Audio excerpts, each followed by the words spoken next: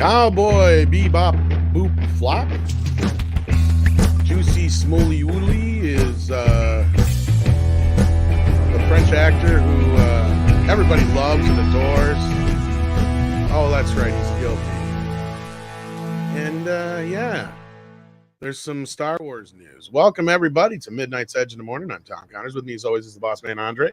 Greetings everyone. Welcome to Midnight's Edge. It's a beautiful Friday morning, at least it is in the US. Here is a beautiful evening in my end of the world, and yeah, I hope you're having a good time wherever you may be. And we have some great one more time, some great guests joining us today. To begin with the ladies first, welcome. Rrrr. Hello, gentlemen. It's wonderful to be with you all on this fine Friday. And it's wonderful to have you here. And we are also joined by Kamran Pasha. How's it going? It's going great here. It's wonderful to see you, Andre, and Tom, and our lovely Rrrr, who always brings the wonderful, intellectual, positive, feminine energy to this channel. So, absolutely. And of course, we also have our lovely audience watching us. We have Stephanie Janicek is here. Olaf van S is here. Sander Hammerslag is here. Michael B, aka Shogun Gaming, is here, and he sent us a super sticker for 14 Danish krona. So thank you so much for that. We have Dash Attack is here. Super SJ2 is here. And we have Valiant Renegade is here. Valiant, hope everything is all right in the office. Joachim Stark is here, representing Sweden. Tina Bojan is here. I believe I saw Cultured Casino in here as well somewhere. And of course, Natasha is here, representing all the wrenches. So welcome, everyone. We just got a new member in David Marsh. So welcome, David. And we have a couple of super chats that we're going to go through right away before we dig into the main topics of today, which is, of course, the justice that happened to Juicy Smolliet, you know, the very French actor who was also black and gay, and everything that goes with that. We will be talking about the recent casting announcement for Star Wars: The Acolyte and what's up with that. And then, of course, we have the very interesting thing that the trades actually run the stories that Cowboy Bebop is actively cancelled after 3 weeks in release. This generally doesn't happen. Generally, things that are cancelled, not unless you're Pauly Shore, anyway. I mean, yeah, exactly. There's quietly go away, tend to be the order of the day. But in this case, they made a huge issue out of it, and we're going to discuss why. Before that, though, we have a couple of super chats. Darius Münchhausen sent us a $1.49 super sticker, so thank you so much for that. And then we have, let us see here. I just have to scroll down to the next one because we got everything. Yeah, we had David Marsh, who's joining us as a member. Welcome. And Martino Sulmoni sent us 50 Swiss franc. Thank you so much. Saying, Rrrr, Rrrr, Rrrr. And hopefully that's he's revving up, or he likes one of the two. Yeah, well, that actually did sound like revving up a little bit. And yeah, we also have Jason Gray, my fellow countryman, in the chat, and we have Mexican Iron Man, who says, "Assalamu alaikum, Habib brothers, Kamran, Tom, and Andre. Hail to getting better with that. And welcome all mobs and peeps in the chat. I'm in the virtual kitchen making rabbit chicken tacos. It's Taco Friday. Nice. Very, very nice. And then we have Eldrich Trustlord, who says for $5, Cowboy Bebop cancelled. Whiskey Indigo November, which, of course, is military code for win. Aaron Bennett says for $10, it seems that we have gotten a few W's over the last couple of weeks. That being said, the momentum cannot be let up. We cannot become complacent, with Bebop cancelled and the Star Wars Resort floundering. Yeah, that Star Wars Resort thing, that wasn't great news for them, was it? And Moldovan Alin says for 25 Romanian, I forgot the name of the currencies, but 25 Romanian. Hello all. Question for Kamran. When do you think we'll start to see movies with less SJW content? Also, thanks for your insights and for Midnight's Edge for hosting. Well, we're going to talk about it in broader detail with some of the events we're going to talk about, but very quickly, I think the process has begun. I think Ghostbusters Afterlife is one of the most prominent examples, as well as Dune this year, of movies that did not have SJW programming. In fact, in many ways went against that narrative. There will still be this. It's a process, guys. These movies, I talk about movies. Movies take several years to develop. They take several years to produce and distribute. So even when there's a culture shift within the industry, which I believe is happening because I'm seeing it with my own interactions, it takes time for that culture shift to appear because a train has already been set in motion that's going to arrive at the station. So for the next year, you're probably going to still see some stuff you're not going to like, right? Because the train's got to arrive. They got to get the passengers off the train, get it off the track, and another train can arrive. And so I believe that you're going to start seeing better filmmaking in starting 2023 and 2024. It's going to require patience. And we're going to talk about some of the hiccups along the way of the trains, of the SJW trains that are still on the track. We're going to talk about that today. Actually, let's begin with that real quick with a slightly different topic that I was reminded of here off the screen. Yesterday, we had the release of a new trailer, namely the trailer for Sonic the Hedgehog 2. Now, if you all recall, Sonic the Hedgehog is absolutely a movie that's associated with a win, if you will, because originally, with the designs and everything, it was set to, I don't know about everything else, but visually, at the very least, it was set to become a disaster, because the visuals they had planned on were so bad that really nothing else would have mattered.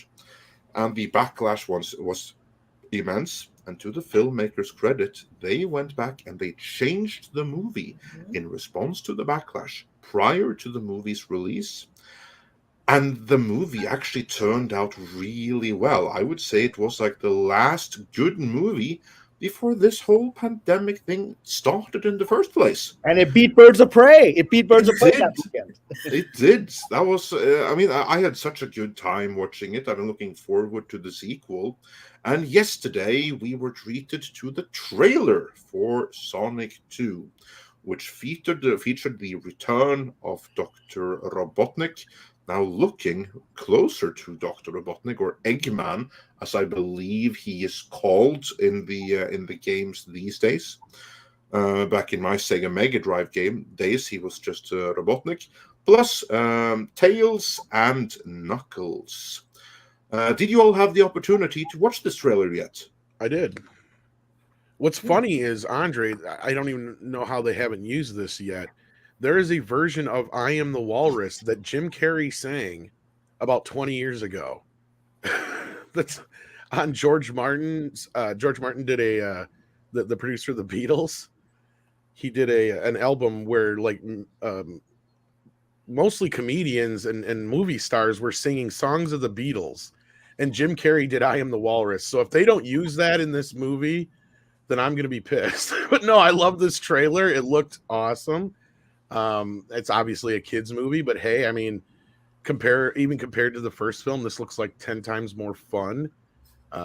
This is the kind of movie I wish had come out when my kid was younger, because he loved Sonic, and I'm sure he's going to enjoy this even as an adult. But I mean, it looks like fun. It looks like they're continuing the story quite well. I enjoyed the first film quite a bit. I think I'm going to enjoy this one more, hopefully, and can't wait to see it. Actually, I'm a little bit more jazzed for a Sonic movie than I ever thought I would be. Let's put it that way. How about you guys? Did you see the trailer yet? I saw part of the trailer and it looks fantastic. And, you know, it is a win. And it's just so good to see something like this coming out and something that we can look forward to. And obviously they've kept the design that everyone is happy with. And that was incredibly important. And, you know, this particular franchise and IP alone is an example of why you absolutely need to keep the authenticity of these characters in their look. I mean, I was shocked when they had changed the look of Sonic from, you know, in the first example. And, you know, I just couldn't believe they were going to go forward with it. And what a joy it was that they did change it to, as you said, Andre, a more realistic, a more a representation that we see in the video game.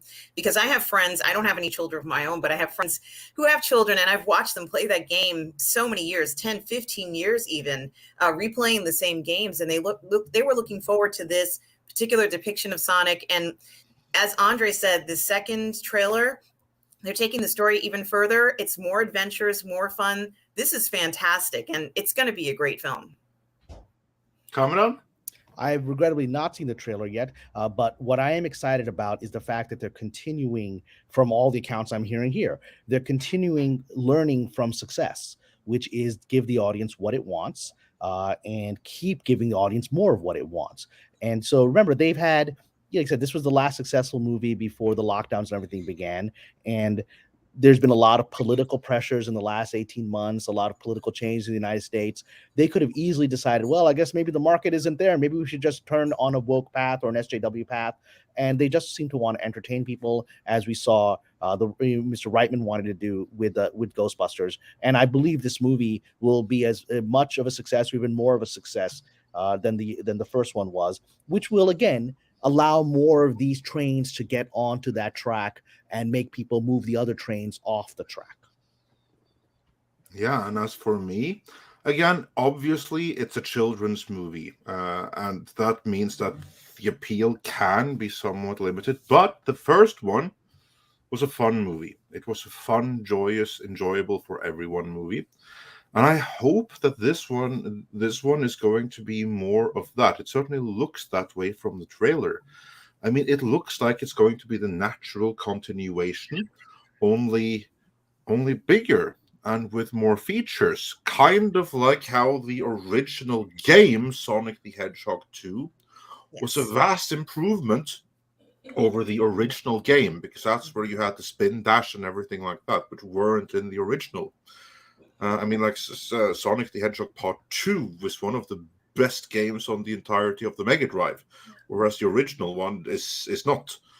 And I hope that we can continue with that. I mean, and we get the return of Jim Carrey. Not only that, we get the return of Jim Carrey and his acolyte, if you will, his number 2 man, the one who obviously looks up to him. And just the chemistry between the two, I think, is fantastic. I'm so excited to see the two of them back. Because Jim Carrey, he made the previous movie. So, yeah, brilliant stuff. Can't wait for it. I mean, I like the little Easter eggs with, like, Sonic Pinball and stuff, too. That was kind of cool. Yeah. Well, actually, here's the thing. It might not have been a reference Spinball. to Spinball, the game. Well, maybe it was. I have to review. The sound effects reminded me of it, because he's going down the hall and he's in the circle and it goes ding ding ding ding ding. Yeah, but that's like. But that could be a reference to Casino Night Zone, which is true. I didn't even the think Las of that. Vegas level of Sonic the Hedgehog Part 2. That could be. And that's the visuals in that game. Some of those levels were amazing. I hope we get to see some of those levels in this movie, other than just Green Hill Zone, because that was like the iconic of the first. But really, there's so many better levels in Part 2.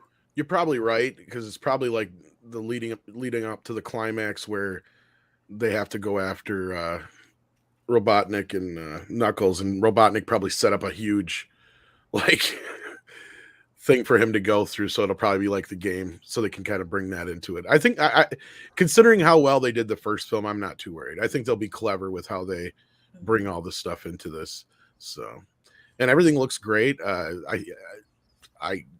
I can't complain at all, considering what we got out of that first movie. As you saw the picture I posted first to kind of remind everybody how bad the original one looked until they changed it. So I'm glad to see that they're sticking with that. And I think Knuckles looks great. I think Tails looks great. Sonic, of course, still looks great. So we got what's his face back, Marsden's back. So looks like it's going to be fun. So, and like you said, Jim Carrey was a plus.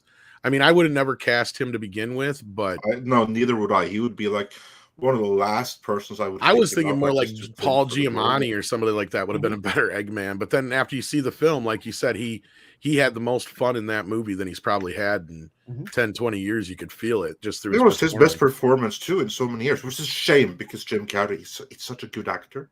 As I wish that he would have done more dramas, because the few dramatic roles he's had, they have been like the strongest performances. I mean, that guy, he has such talent. He could be such a performer. Yeah. I mean, Robin Williams was able to balance. He started off obviously being a master comedian, and then he was able to do some very, very, very compelling, dramatic roles that were very emotional that have stayed with us, and so I think Jim Carrey has that potential as well. I think he may just be in his comfort zone, which is that he knows how to be the funny guy. And I hope he'll start having more courage to embrace the dramatic things as Williams did.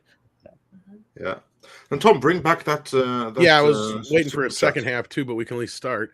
Melvin Belliard sent in $20. Thank you so much. Good afternoon, lovely lady and handsome gentleman. I know he's not talking about me. I got a face for radio. Speaking of the first, the ladies love the ball guy, so there's two. I don't know about that. Well, exactly. That may be true, but you have to consider this. Like, ball guys have plenty of testosterone. This is the rumor. What do you think about that? Before we go on to the super chat, is that fair? I just like men. I don't care about their hair. Or anything like that. So. She just likes men. Men in tights. Speaking of the first Sonic, I thought the original design was purely bad. To garner attention for it and score win by changing it, I think it's not bad. Or I think, excuse me, by changing it, not that I think it's bad. Okay. Then he had another one he was bringing in. Here we go. I just thought they changed the look real quick. Well, here's the beauty. But they didn't do it so quick, though. Yeah. I mean, they delayed the movie. And remember, this first trailer, that is one that would have come out like a good 9 months before the movie was due to be released anyway. And so they had all of that post-production time, and really all they had to do was come up with a new design and then load that into the algorithms and render it. So it came in just the right time, actually. So the decision to make the change came really quickly, but beyond that, they took the time they needed to take. See, which says something, Andre, which says, again, and I'm going to compare it to Ghostbusters, which I plan to see for the third time tonight because I love that movie so much. These are filmmakers that love the material. They love the Sonic and they love the audience for Sonic. Same thing with Ghostbusters. Love the underlying material and love the audience that love the material. So that when that happens, people will connect with it. And that is, and we're going to talk about the filmmakers that are still out there on the train tracks who don't love the underlying material, who want to change it, who want to change the audience, who resent the current audience that exists. And they have not been successful. And if there are any still on the train tracks, they won't be successful in my view, because I just think there is a major shift that's already beginning in the industry for the reasons that I've experienced internally, which we'll talk about. Well, we've seen some already. We've seen like Nicki Minaj and a few other, hell, even Trevor Noah, whether it's for monetary reasons or because it's okay now to go against the norm, but he's even out there talking about the latest con, let's call it, that's going on. So and he shook up the industry, by the way. You don't have to get onto medical issues, but he shook up the industry, because again, he may have been given a script by his producers to read that may have not come from an inspired, personal, passionate opinion of his. It may have, I don't know, but the pivotal thing is they allowed that on the air. They didn't make him do an apology afterwards. And so that shook up the industry on a very deep level. It allowed people to say, it's okay to maybe say it's time to move forward. Well, and that's just it. I think some of the woke are waking up. I don't think you're wrong. I think we're starting to see a little bit of a turn on that part. I think it's got a long ways to go. There's a process, like, and we're going to talk about this. There's still going to be some now, hiccups. as far as Sonic goes, like Script brought this up last night. Yeah, it was the easiest fix they could have had to deal with. It's not like the script change. It's not like they went back and reshot anything. Everything, the movie we saw was exactly the movie they were going to give us to begin with. The only difference would have been the design of Sonic. So like Andre said, that was the easiest thing for them to make the decision on, to go back and just fix that model, because it sure cost them a little bit, but not nearly as much as it probably would have cost them to go back and reshoot a bunch of things or anything like that when we see a lot of these films. And I'm glad they did, because I'm reminded of the Scooby-Doo movie, because that was my biggest complaint with that. The first one especially was, the movie's okay, but Scooby-Doo, they need to pick either he looks realistic as a Great Dane or he needs to look like he does in the cartoon, because this midway between bullshit is too fucking creepy. And that's the problem people had with Sonic, was it was this too far in between thing. And sure, because Jesse Miller brought up last night, he's like, the cartoon Sonic doesn't look as realistic in the real backgrounds. I'm like, I don't care. I'd rather have that than the fucking nightmare fuel we got with that first trailer. Because then I explained what I said about the whole Scooby-Doo thing, and I think that's it. It's that middle ground. You can't have it. You either got to go to the cartoon Sonic, or he obviously is not going to work as a realistic Hedgehog. And also, Tom, there was no one that liked that first version. There was no one out there who said, wow, that looks great. No one said that. And so I think that was also an indication that they had to do something if they wanted their film to be a success. Well, the media did. The media did come down on the fans. But of course, we're used to that, right? Because every time the fans get a win, then the media is going, oh, well, you shouldn't just give in to the toxic fans. Absolutely. That was their issue. But as for what they originally had, like this thing that was neither one nor the other, there is a scientific name for that. You know what it is? Uncanny Valley. Yeah, there's another one too. A Frankensteinian abomination. That's exactly what they had, and they got rid of it. Yeah. So kudos to them. And the money they spent on it, they earned back many times over, because I guarantee that movie would not have been the hit that it was if they hadn't. And that movie was a genuine hit. I mean, I even bought it in 4K.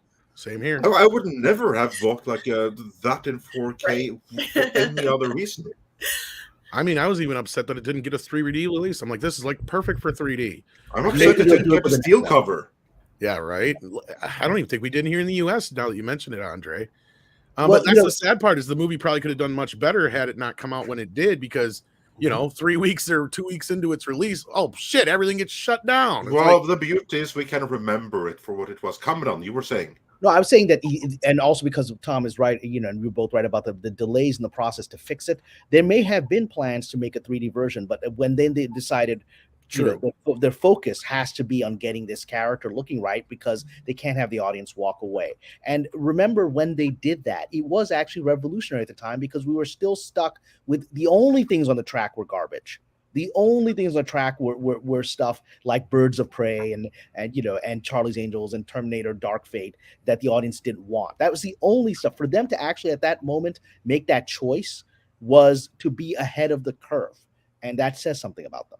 No, I agree, Cameron. And that's a great point. And I can't remember the creative behind the scenes who made that decision. I apologize. I can't remember his name, but it definitely wasn't Paramount who pushed for that. I guarantee he announced it on Twitter. Yeah. He announced it on Twitter. I can't remember his name now. I apologize. We heard you. We heard you. Which, remember how we were all like, we heard you. Someone actually heard us. It was actually a revolutionary moment. It was. It really was. Right. The rest of the industry hated it. Well, and the Sonic fan base is pretty rabid. Like, we've learned this with our Ken Penders interview and the stuff that we did. Like, they have a very, very loyal, and I wouldn't even call them like negative in a lot of ways, because like I've never had a negative experience with any of them, but like they're very passionate. And I hate using that term, because usually when people use that term, it means it's a nice way of saying that they're overzealous. No, I wouldn't say that at all. Would you, Andre? I don't think we ever had a negative interaction with any of the Sonic fans. No, far from it. And the responses were even interesting when we had our interview with Ken Penders. For those who haven't seen that, head on over to the Star Interviews playlist, and there we have it. Before we move on from this, Kamran, what are the chances if this is a hit for a Sega cinematic universe, like they have kind of teased with the introduction sequence, where you have like all the Sega games? I want my golden axe. I mean, I think like you yourself said, they've teased it. They know where the money is, and they are very confident about this universe that they are presenting. So it would, if from a purely economic perspective, you want to milk everything as much as possible. And if they've got the audience and they're giving the audience what they want, that's why, with Ghostbusters, and those who have not seen the movie, stick around till the very end of the credits. There's two surprise end credit scenes. And in those two things, one is a callback to the original movie, which is quite fun and lovely. And the second, the very final one, is the setting up of the franchise, that there's more to come. And everyone wants sequels. Everyone wants a cinematic universe if they can sustain it. And it looks like as long as they keep giving the audience what they want with Sonic, they'll be able to create a broader universe. And I'm pretty sure now that there's going to be, because Jason Reitman just got a huge deal with Sony. Ghost Core was set up for a reason. We've brought that up before. It was set up so they can do more in the universe. So yeah, I think we're gonna have plenty of Ghostbuster stuff for the next few years. And I'm of the view that I'm so excited. Without revealing spoilers, let's just say there's a lot from the original movie in this one, and there's enough to continue on with some of that. Absolutely. But I'm actually excited to see these new characters. I liked them. I really did like them, and they were honoring the legacy of the predecessor characters, which is, of course, the mistake that was made in Star Wars, which is we didn't really care about these characters. And you watch this movie, and you're like, Force Awakens could have been this movie that focused primarily on a new generation and then honorably introduced the others back again and made us love. I want to see more adventures of these kids. I want them to be a series of Ghostbusters. Even if we never see the old team again, I like these kids, and I agree. Care about them in this film.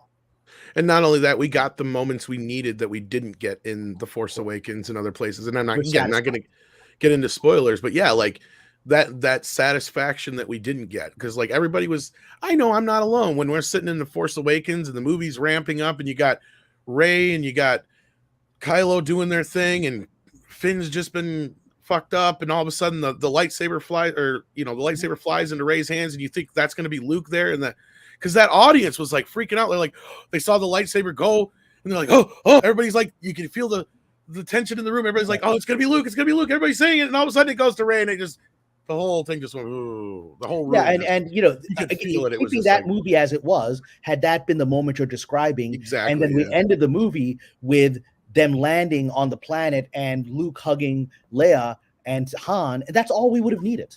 And we would have moved on now with Rey and the rest of them for the next movie. Absolutely. And perhaps Ghostbusters Afterlife is showing us that there is hope for a franchise, even if there is a misstep like the 2016 movie. A franchise can move on and still, use the characters that are valuable, that have, relevancy in another film, and give us what we needed to see, like what was missing in the 2016 Ghostbusters. I think we got in Afterlife. I agree. And I think it's things like Cobra Kai and even Creed to an extent that have kind of started that path. And we didn't read that yet, Andre, just so you know. Yeah. Okay. Yeah. I was waiting for you, actually. Your Norseman here, friend, Paulus Play. Yeah. 200 Norwegian Corona for he does. And he says the saga of the root canal, which he had. Oh, no. And dental crown ends. Oh, no. Yesterday, I had my crown installed for 3,000 Norwegian krona. That's the equivalent of $350. I was gonna say it's not that much. It's still enough. With love from Norway, Andre, Tom, Kamran, Rrrr. I love you all. Midnight Edge Allegiance. We love you too. Better than Hollywood. Which actually, I want to say this. This is such a wonderful channel. And the audience of this channel, I've been on quite a few YouTubes over the last 18 months, and I keep coming back. And the reason I come back here regularly is I love the audience of this channel. The chats are always interesting. You don't always agree with me, but it's very interesting, respectful thoughts that are coming in there. I feel welcome here. I don't always feel welcome on other YouTube channels. That's why I don't come back to them. But here I come back, and that's why I hope everyone will hit the like button. We have over 1,100 people watching right now. And we have almost 1,200 watching. So everyone, I have a feeling for that they're here to hear about Juicy, but we're going to talk about Juicy, and we're going to talk about some other stuff. But the great thing is, what I've witnessed in the 18 months that I've been active on YouTube is that this channel keeps getting things right. I just saw the video. If none of you saw the video today, please watch it. The video about what's happening with Star Trek Discovery. I watched that just this morning, and it's amazing to see how much this channel got right. Got it from sources, but also did some speculation and analysis that ended up being supported as time went on. And that's what I think is special about this channel, is that it tends to be ahead of the curve, which is a difficult place to be at times, because it doesn't always match what appears to be happening. And and I get to be a voice of at least things that don't necessarily match what appears to be happening, but may turn out to be true. And so far, I've got a decent record on this channel. So that's why this channel is so wonderful. Yeah, well, the whole Star Trek thing, where there's even more to it, which is beautiful, because we couldn't fit it in the video. For those who saw it, as you saw, Netflix dropped Discovery and they didn't know what to do. Well, let me tell you, kids, that didn't just happen overnight, right? Like, that's something I don't think we really hit home in that video. Like, they're trying to pretend like this was all something that happened overnight. No. Netflix knew, and CBS knew at least 6 months to a year, if not more, in advance that this was happening. In fact, we pointed out in the video, as was pointed out in the article, as we reported in the past, Netflix didn't spend any money on this season. That means they've been out since then. They have not been a part of this since way back when. They've been out since before the release of season 3. So they had all the time in the world to find someone else, and they didn't, and they had to scramble in the last moment. And now it's being revealed to the general public through Deadline and others what was happening beneath the surface that you were able to perceive. And what we revealed in 2019. Year and a half it took before it was like the final official confirmation of what we reported then said.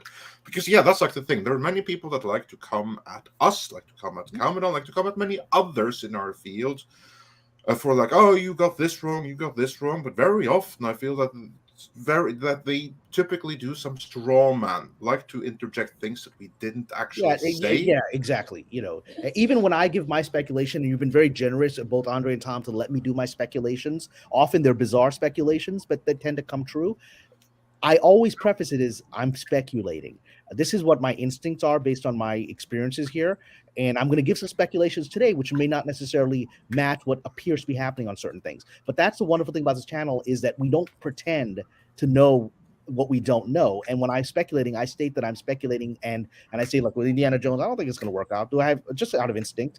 And then history later seems to move a little bit in that direction. That's the great thing about this channel, is that we're able to analyze things and make possible predictions, but we don't claim that these are going to happen. But surprisingly, a lot of them do happen. What we do is we give eventualities. In this case, this is what appears to happen. They're now at a crossroads where they have to choose this or they have to choose this. If they choose this, that may happen. If they choose that, that may happen. That's how we generally tend to roll here. There was another part of this, because as we said, like, this whole Netflix thing didn't happen overnight. CBS knew the only reason they had to announce it is because they had no place else to go. That's pretty much it. They were Richard Gere and was it also lack of options. Yeah, I got no place else to go. That's pretty much what it was. But there was another bit of news that came out that just kind of coasted under the radar, and I'm sure that CBS wanted it to, because it confirms something from way, way, way back when. And this is some Schadenfreude for Andre right here. Yeah, and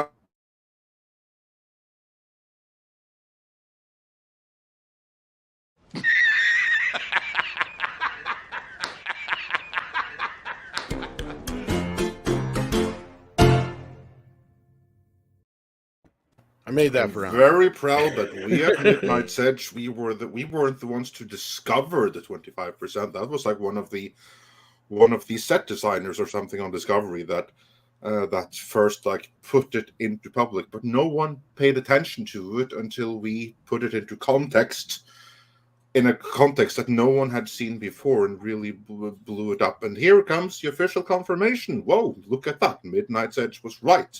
25% different. I mean, we use it as a joke and as a catchphrase. It's become a meme now. Yeah, it's a meme. And when we say 20, we don't mean literally 25%, but like enough to be legally different. But there it is. It's official now. 25% different. Well, I don't know how yeah. official, but like this was somebody. I like I said, I think this was something they were just putting out there to admit that because they know they're going to get the feedback. Yeah, And exactly. I think they think it's been long enough since we reported it. I don't know if they've realized how much of a meme it's become. I really don't. Well, so to keep advancing us, I'm going to say maybe we should talk about something that's more than 25% different, which is the official version of events versus what actually happened in a certain trial. So it Are you talking about that actors famous claimed French what actor? happened at 25% off of what actually happened, at least. Are you talking about that Indeed. famous French actor? How do you say it? Smolliet. Juicy I'm Smolliet. not To so me, sure that if the is S is silent or not. he can change the writing of his name, because to me, and I'm sure to many others, I don't care what his birth name is. Well, we'll he just shall call him forever future porn be star. Juicy Smolliet. Future porn star Juicy Smolliet was found guilty yesterday. You may not be On off 5 that, of 6 Fred. counts. You may not be And off he's that. also the brother of DC's Black Canary, who is in the who last we heard, again this is rumor, is in talks for her own Black Canary TV series starring the sister of Juicy Smolliet. Which, the thing is that she's a talented actress. I think the whole family it's a family of actors, and I think they're all going to be at least damaged by this. I think she's probably going to have a career, but they're going to have this cloud hanging over them because it went from being sort of an internal laughingstock to a major global legal issue. People are talking about this thing. I mean, they know how to pick them, don't they? I mean, talking about like giving, Aqua Lady, she who poops in Pirate Guy's bed, own spin-off series, and now they're giving the sister of Juicy Smolliet, or at least in talks of giving the sister of Juicy Smolliet a spin-off series. So yeah, they sure know how to pick him over at DC. Again, it's all about, and we're going to talk about this a little bit later too. A lot of stuff gets announced that doesn't actually ever appear on the screen. I will say this: I think that her series was more happening before this shit went down. Because I think so too. Yeah, I think that delayed things a little bit. But no, like Culture Casino has done a beautiful job of breaking down this stuff last night, and he had a hell of a crowd watching him, and he was on Midnight's Edge After Dark talking a little bit about it. And I mean, there's a lot goes into this. I mean, let's be real. I mean, even though he's possibly facing like 4 years jail time or whatever, I think he's getting off very easy considering. I mean, I don't even think they're making some of the grander points that could be made with this whole thing. And I think this is another big swing in another direction, because I think this was a trial that I don't, even though they didn't get behind it as much as a more recent one that I don't want to get into. The media was still hanging on this, and there was a lot of people showing support still on Twitter. I don't know why, but like at this point, you would think that they would have been smart enough to just let it happen and keep their mouth shut and privately support the guy, because right now this is not looking good for him. And I, even though I was joking earlier about future porn star, I think that's about the most he can look forward to in the future. Well, he did some quite porn things with one of the alleged white MAGA hat wearing people from Nigeria. But anyway, well, as John Travolta likes to say, working out used to be code word for sex. Yeah. But before we get into any of that, Kamran, because here's like the thing, he was found guilty on 5 of 6 counts. Yes. And many were surprised that he wasn't found guilty on 6 of 6 counts. Like, do you have any insight into what was it that he was found guilty of or found innocent of doing? Well, I haven't looked at it deep enough to give it a legal analysis. I'm a former lawyer. I didn't look at it that closely. It is curious to me that, because it's all coming out of the same incident where that he was essentially found not guilty of. Well, they were basically all counts of like lying to police officers. So. Right. And I think there may have been a complicated issue of just how, because his alleged assailants were wearing masks, whether what he officially said on that particular claim was technically accurate, because the people, even if he had planned it, were wearing masks. It may have just come down to verbology and words. But actually that says to me that this jury took it very seriously. They knew that this was a national and global event. The President of the United States had commented, and the Vice President of the United States had commented on it, right?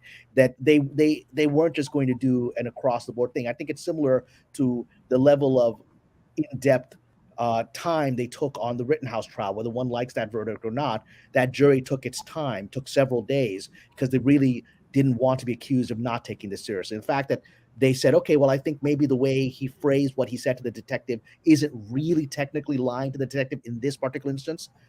He'll give a not guilty on that. That says to me that's about right. Ben Wade, the nice gunslinger, says in the comments, Yep. the sixth count was not guilty because of the statement he made to the detective about the masks.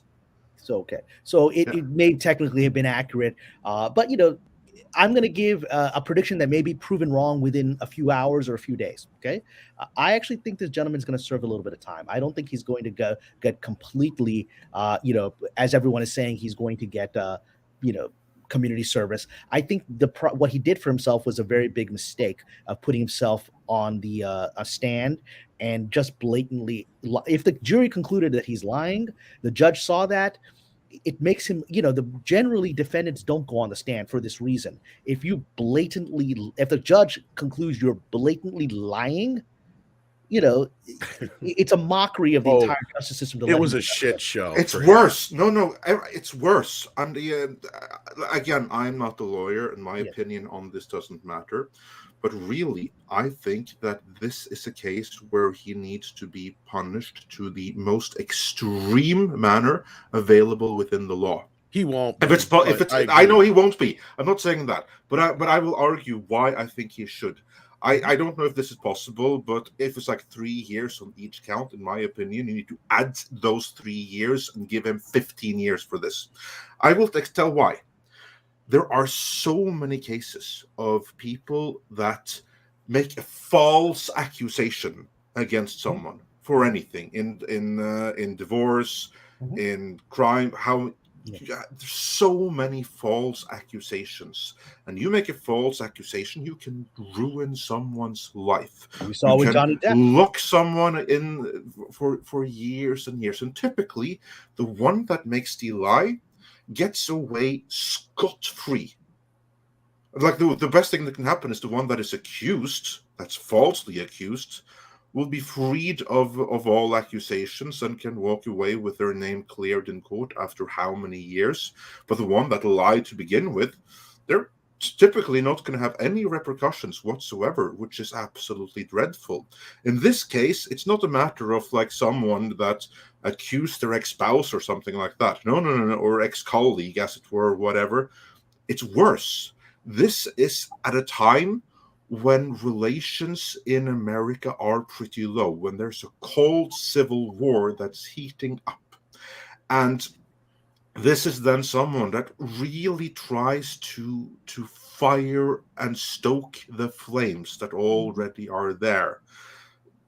I'm sure that if there was a way for him to be a victim of like an actual racist homophobic attack, he would be very happy to do that, but that didn't happen. I'm sure he wandered around in Chicago many, many times looking to be beaten up by some MAGA hat-wearing Trump supporters, and it didn't happen. So he decided to like help things along to further the narrative, and you saw everyone got behind it. The then presidential candidate, the then VP candidate, every talking head, all were behind him completely. Everyone were calling for the blood of every person wearing a MAGA Well, I feel hat. like I think it fed right into what happened the following summer, right? Like, and I think exactly, and because I don't think he'll ever be held accountable for that. I agree with you, Andrea. But he should. 110%. I do. I agree with you. I do, and this is what we talked about last night. I mean, to me, this is some level of national treason. I agree, and unfortunately, what will end up happening though is I'm not saying that I agree with you. That's what's going to happen. But I'm saying, in an ideal society, he needs to go away for 15 fucking years. He won't. I don't know. I know he won't. But what I'm saying here is, in an ideal world, for this kind of high treason to the nation, that's what should happen, because that's what I agree with you 110%. But I also think let's get Autumn's perspective. Yeah, please. I'm sorry. I think that we also have to look at it from the perspective of the fact that he plans on appealing this decision. and and it will return to court if it's not thrown out, or whatever they decide to do. But I think that he's going to be found not guilty of more of the charges, and he'll keep going. There will be people just supporting him because they want this to be true. This is something that they feel that they have to support, and something that they feel has to be the truth. So, regardless of the fact that there are clearly credibility issues, regardless of the fact that he perjured himself on stand, regardless of the fact that people are just bewildered as to how an actor that seemed like they were successful ended up with this Hollywood don't, how did he end up here? Regardless of all this stuff, there's still a contingency of individuals who want to support him and push this issue. And I wish there was a way that could just stop, because the investigation in itself is telling all of us that this just didn't happen. And even if he did interpret it as a certain way, that doesn't make it true. So, this is just really sad. It's wasted so much of our time, so much effort on this. He was in a good show, even if he was leaving Empire, for relatively speaking, for this actor, things were looking up for him. His career wasn't over when he left that show. So I really ponder, like what the motivations are. Let's say if they're saying that he exploited this for notoriety, well, who wants this type of notoriety? Who would want this on their record? I wouldn't want I that. can answer that. I can too. In a society where you are elevated by being a victim, where you are judged by your level of victimhood, that gives you rights. That's like the whole thing with like the CRT thing, right? The more oppressed you are according to that ideology, the more worth you have as a human. Your value as a human increases by your level of victimhood. Like if this were to happen to him, that's the reason enough. Yeah, he'll be known for the attack. Media feeds into this. He'll be a hero and an icon, and that's exactly what he was. He claimed that this happened to him, and he was instantly the hero of the current president of the United States. I mean, everyone was screaming justice for Juicy. Pretty much. Go ahead, Cameron. I wanted to actually directly add something to based on what Aram's very sensitive response was. Thank you for that. Because you're going beneath the levels of outrage to talk about the human dynamics and psychology involved. And I had a wonderful conversation. I'm going to mention him by name. I don't think he's in the chat today, but he's been a regular viewer by one of my Patreon members, Wintrell Taylor, who's African American, and I had a call with him a couple of days ago, as I sometimes do with my Patreon members, and we talked about this issue. We talked about the rioting, the BLM stuff. And he's African American. He's former military, and he's got a child, and he's talked about. And forgive me, Mintrell, if I'm revealing things that you want in private, but I feel like I should talk about these issues here, which is that he talked about, he's trying to figure out how to get heroes for his son, right? And that he can see that a generation is being co-opted by politicians taking the stance of Black Lives Matter and presenting themselves as the heroes. And this generation doesn't have, in my view, and I had this conversation with him, a real hero like a Malcolm X, who actually stood for something, who went to prison, came out, and never lied about what he did. He said, I did these things. I was a street hustler. I was a burglar. I did all these terrible things, and now I've changed. He didn't lie about who he was. He transformed himself and became an example of a self-empowered, dignified man to the Black community and to the world. And the challenge we're facing right now is that this generation doesn't have these heroes. We've got these shady politicians and people that are talking about, I just saw on the Black Lives Matter Twitter feed, which I can still watch Twitter even if I can't participate. And the feed was just a few days ago, capitalism is anti-Black. I'm like, Malcolm X was all about Black people should go make their own businesses and be self-sufficient economically, right? So I was like, okay, we've now revealed that you guys are just communists hiding behind Black Lives Matter, right? And so we don't have for this generation the kinds of heroes that I think it needs. And it's unfortunate that people like this are trying to create fraudulent heroes, which I think is damaging a whole generation. No, I agree with you 110%. And I'm glad you brought up Malcolm X, because he kind of forewarned us about a lot of this kind of stuff. And, and here we go. Like this come up in my feed yesterday. We're right down that path where it's just, creating more of a problem. And here we go. Oregon governor signs a bill removing reading, writing, and math requirements for high school students to help that really students of color. started, Tom, with when they introduced the Common Core about 10 or 15 years ago, and there was a huge response from parents about, honestly, part of the problem with it was not just what was removed or added in the curriculum, but another bit of the criticism was the fact that there were changes that were made that would, essentially tell parents that their children had to solve a problem a certain way, which was actually slightly different from, let's say, the traditional way that everybody else in the United States had learned how to solve a problem. So, they introduced these new techniques, and they weren't sort of like brought in a way that would make everyone comfortable. So essentially saying, right now you can solve it two different ways, pick one of them, but telling a person, hey, if I teach you how to do reading and writing and arithmetic this way, and I don't really like the method you used, so I'm going to give you a wrong answer, even though you got the right one, you're not going to get a lot of people supporting it. Just like with this individual who decides to pull out specific, subjects that are needed by everyone. Clearly, it's not going to help anyone. And what it actually does is the teachers are left in a position where they are practically teaching nothing to these students. And, it's except identity. That's pretty much what it is. Yeah. There is no, it feels like the importance of education is kind of being removed, and it has nothing to do with ethnicity. It has nothing to do with background or socioeconomic.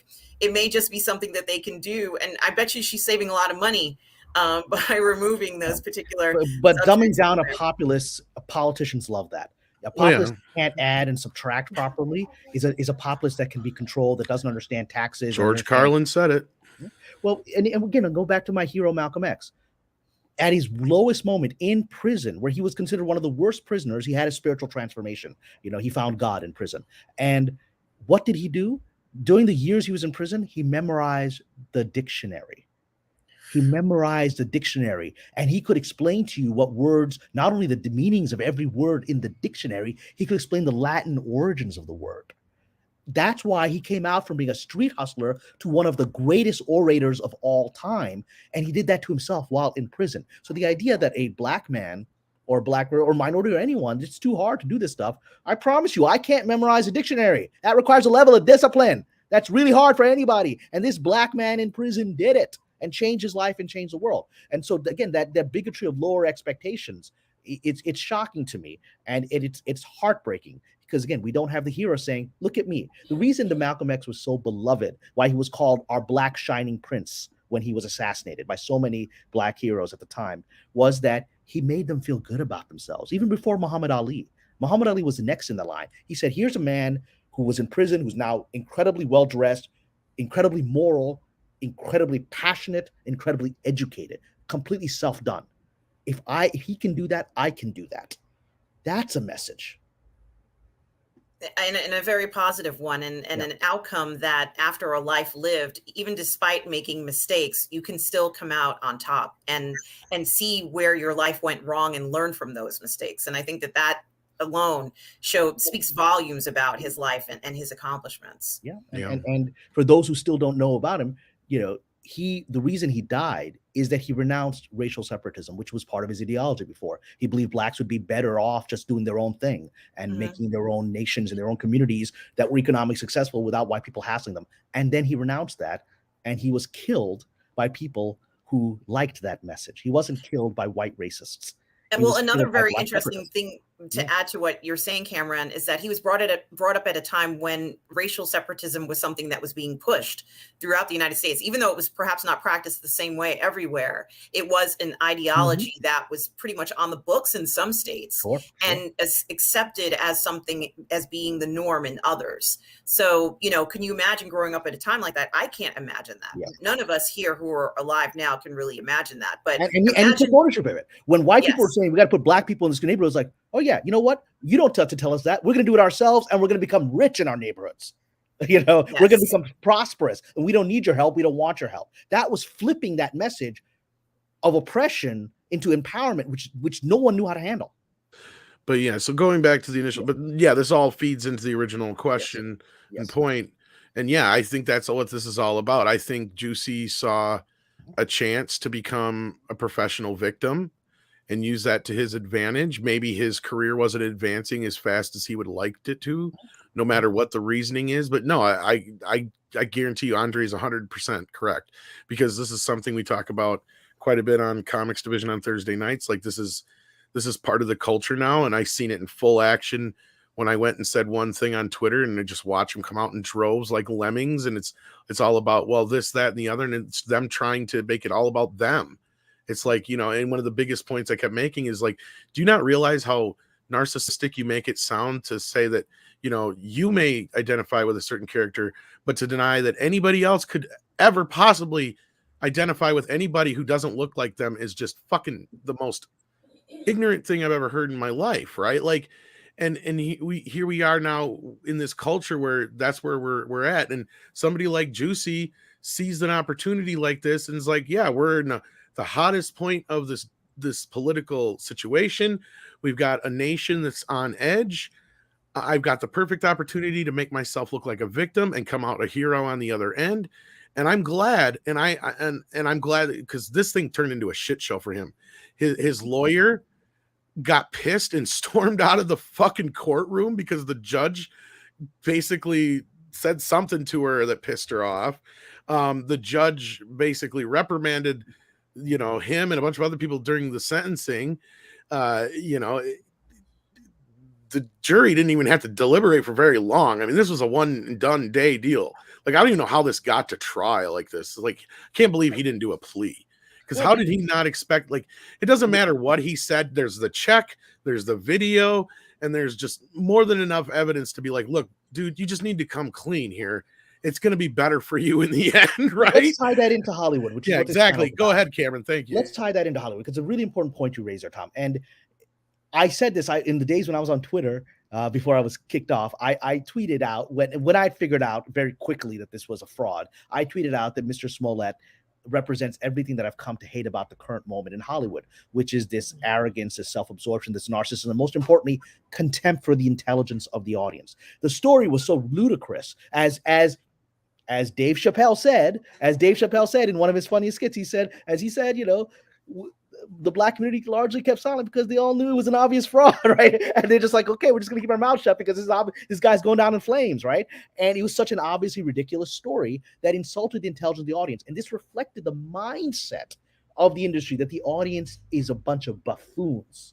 The audience is an inferior thing, which was the tracks that we're talking about. The trains were full of the audience is a bunch of morons. We will give them stuff that makes no sense. We will give them poor characters because they are dumb people who will swallow it up. And they were shocked in the same way that Mr. Smolliet was shocked that the audience wasn't dumb.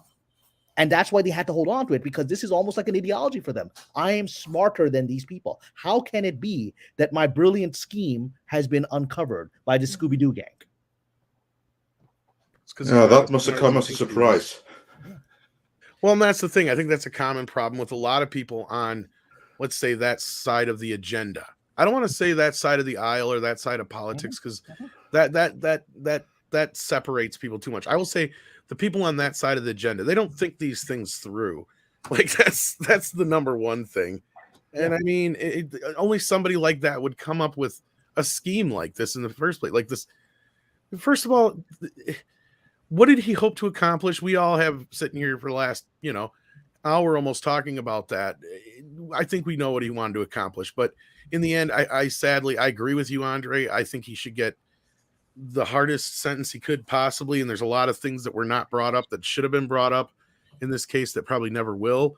But I think like Rrrr's right as well. He's going to appeal this shit left and right until it gets to the point where it's down to nothing. And he'll sit for about maybe a couple weeks at most, maybe a couple months. And then they'll give him some community service and everybody will forget about it.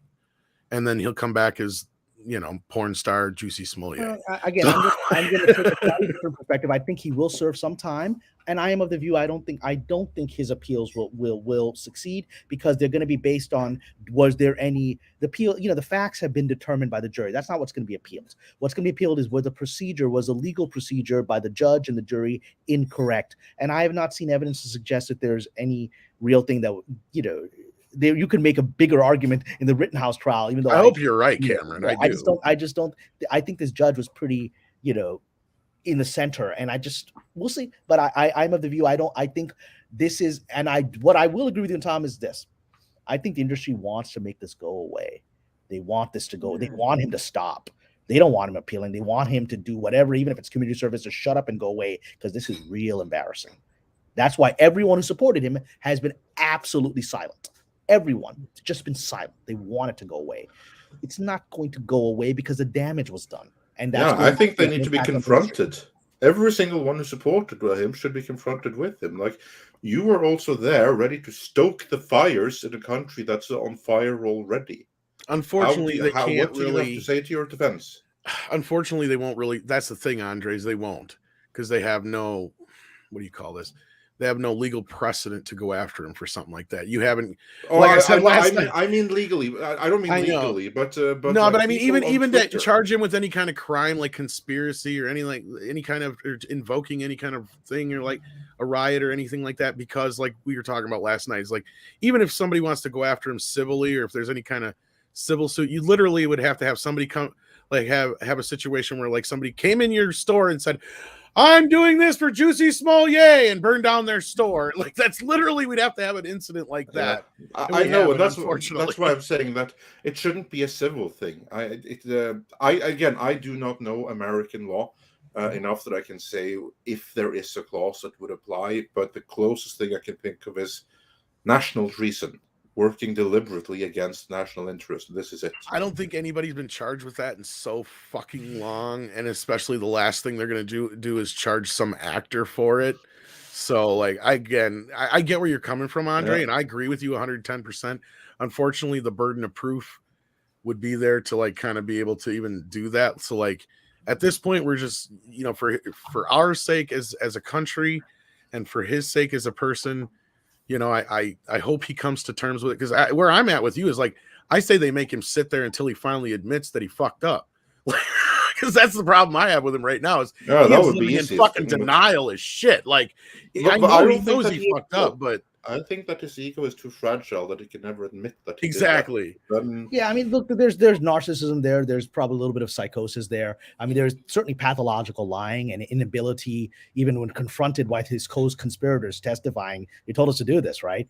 That it's like a certain ex-wife of a certain actor in a pirate, right? Who, no matter how much evidence is presented, them lying will just bald-faced look in the camera. It's pathological. I've met a couple of pathological liars. There's a psychosis there.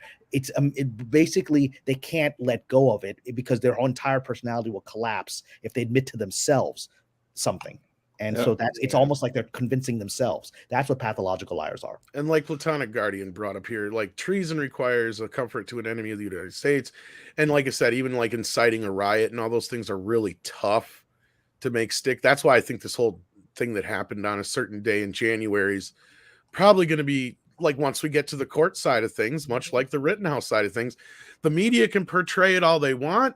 These people can have all the truths they want, but the law is the law, and the burden of proof and all that kind of business is part of what makes the law the law. And when you have something like the Juicy Smolliet case, where there's more than enough proof that he faked the shit, it doesn't matter what he believes. But you see, this is the thing, and maybe this will allow us to move on to other Hollywood topics that we have on this here, which is because we do need to move on.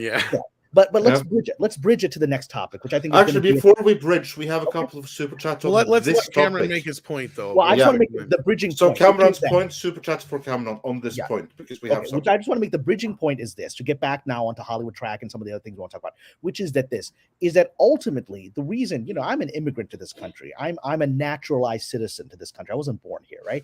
And the reason, with all of its flaws and with all the stuff that's happening right now, I still think this is the best country in the world, is at the end of the day, it is not a centralized country, and it is widespread, and there is a general idea of what being an American is, right? Whether one can say whether it's been properly executed or not, which is a sense of justice. And that's been the struggle we've had throughout 300 years, is whether we're actually living to the sense of justice and the ideals of the Constitution, whether the Constitution has things in it that don't live up to it, all of that. We're struggling with it. But there is a sense of being Americans, being something special, is that, you embrace certain ideas, and that includes justice, includes fair trials, and includes honesty. And I think what we're seeing is that structure of the general community is holding together despite everything. That's why the jury trials are leading to outcomes that many of us feel are fair, right? And what that the bridge is that despite the best efforts of Hollywood to attempt to change society from the top down, and that's what Mr. Smolliet is part of. That's what a lot of the bad television movies that have been made and some still coming are part of. It's not going to work because the populace ultimately has a sense of itself and isn't going to buy this stuff. It's not going to buy these ideologies. That's why Hollywood has failed. And that's why I think any trains that are still on that woke track are going to fail and may never actually get into the station. And that, I think, is the bridge when we're ready to talk about the next topic. Yes, but before then, Tom, in the last couple of minutes, there came a few super chats on this topic. Now, on my screen, I have the classic ones. So if you can get into let's go. Yeah, those we'll go more backwards. recent ones on this topic. And then Oi Bardic Fury sends in $10. Thank you so much. Says my comic Bardic Fury 3 is live on Indiegogo. Fantasy manga about ancient rock stars and idols, an Iron Age Ireland bard versus child sacrificing druid cult from the woods of Holly. Asterix meets Promethea. There you go. So if our one of our wrenches can find the link for that and share that in the chat, we'd appreciate that. That's cool. Yeah. Then we also had some super chats specific on this topic. Yeah. Melvin Belliard points out that another streamer brought up that what he should do is make a public apology to Trump and his supporters. I agree, but that will never happen. I mean, they might make him make a public apology, and that'll probably be part of his. What's going to happen here is I think Cameron's right. I think that he'll get enough pressure from people inside that he will drop these appeals, and he'll probably make some big, huge public apology, and it'll all be part of some like massive, like he'll make a deal, and it's a redemption kind of thing. Yeah, it'll all kind of. Again, I do think he's going to sit some time, but not nearly as much as he should. Let's put it that way. But no, I don't think that part will happen, but I think half of it will happen, Melvin. I think he will make a public apology. I do feel like that's the people probably of Chicago. It'll come to that eventually. Yeah, that's fine. Tanobi-san is also a member. Thank you for that. But let's see here what else we had. Luca Rock says Smolliet should be sentenced to a lifetime of asylum movies, or even worse, Hallmark movies. No, that's too good for him, man. That's why I said porn. I don't know, man. Some Hallmark movies are pretty good. I don't know. That's what I'm saying. That's too good for him. That's my point. I mean, they're entertaining and they're heartfelt and whatever. Yeah, that's too damn good for him. Rubber Band Man says, as Black Native American U.S. Malcolm X preached doing for yourself education, plus he had conservative values, which people leave out. Yeah, well, Cameron actually brings that kind of stuff up quite frequently. It's troubling for Hollywood. There's a reason that he is not promoted. Even the reason that Spike Lee made Malcolm X without taking $1 from the industry is they knew that Malcolm X is a problem because he had conservative traditional values. He's a family man. Mm-hmm. That famous photo of him holding the gun, that's him protecting his children from people that said they were going to come burn down his house, which they did a week later, right? And so, he doesn't fit the narrative that they need a lot of people to believe. And so the industry doesn't want to talk about him. Yeah. Then Paulus Plain has a suggestion for you, Andre. Yeah, Andre, old boy. Oh, go ahead. Yeah, okay, no, you do it. This is a suggestion is for me. Old boy, please. I'm dyslexic. Learn to love the letter C. Sweet, sweet old boy. I have to learn English and Norwegian, grammar and spelling every day of my life. Cameron Pasha, teach the man. Love for the letter C. Love the C. Love the letter C. Yeah, that's because I have a well-known disdain for the letter C, because it's pronounced both S and K depending on context. And to me, in Norwegian or in English, you're talking about.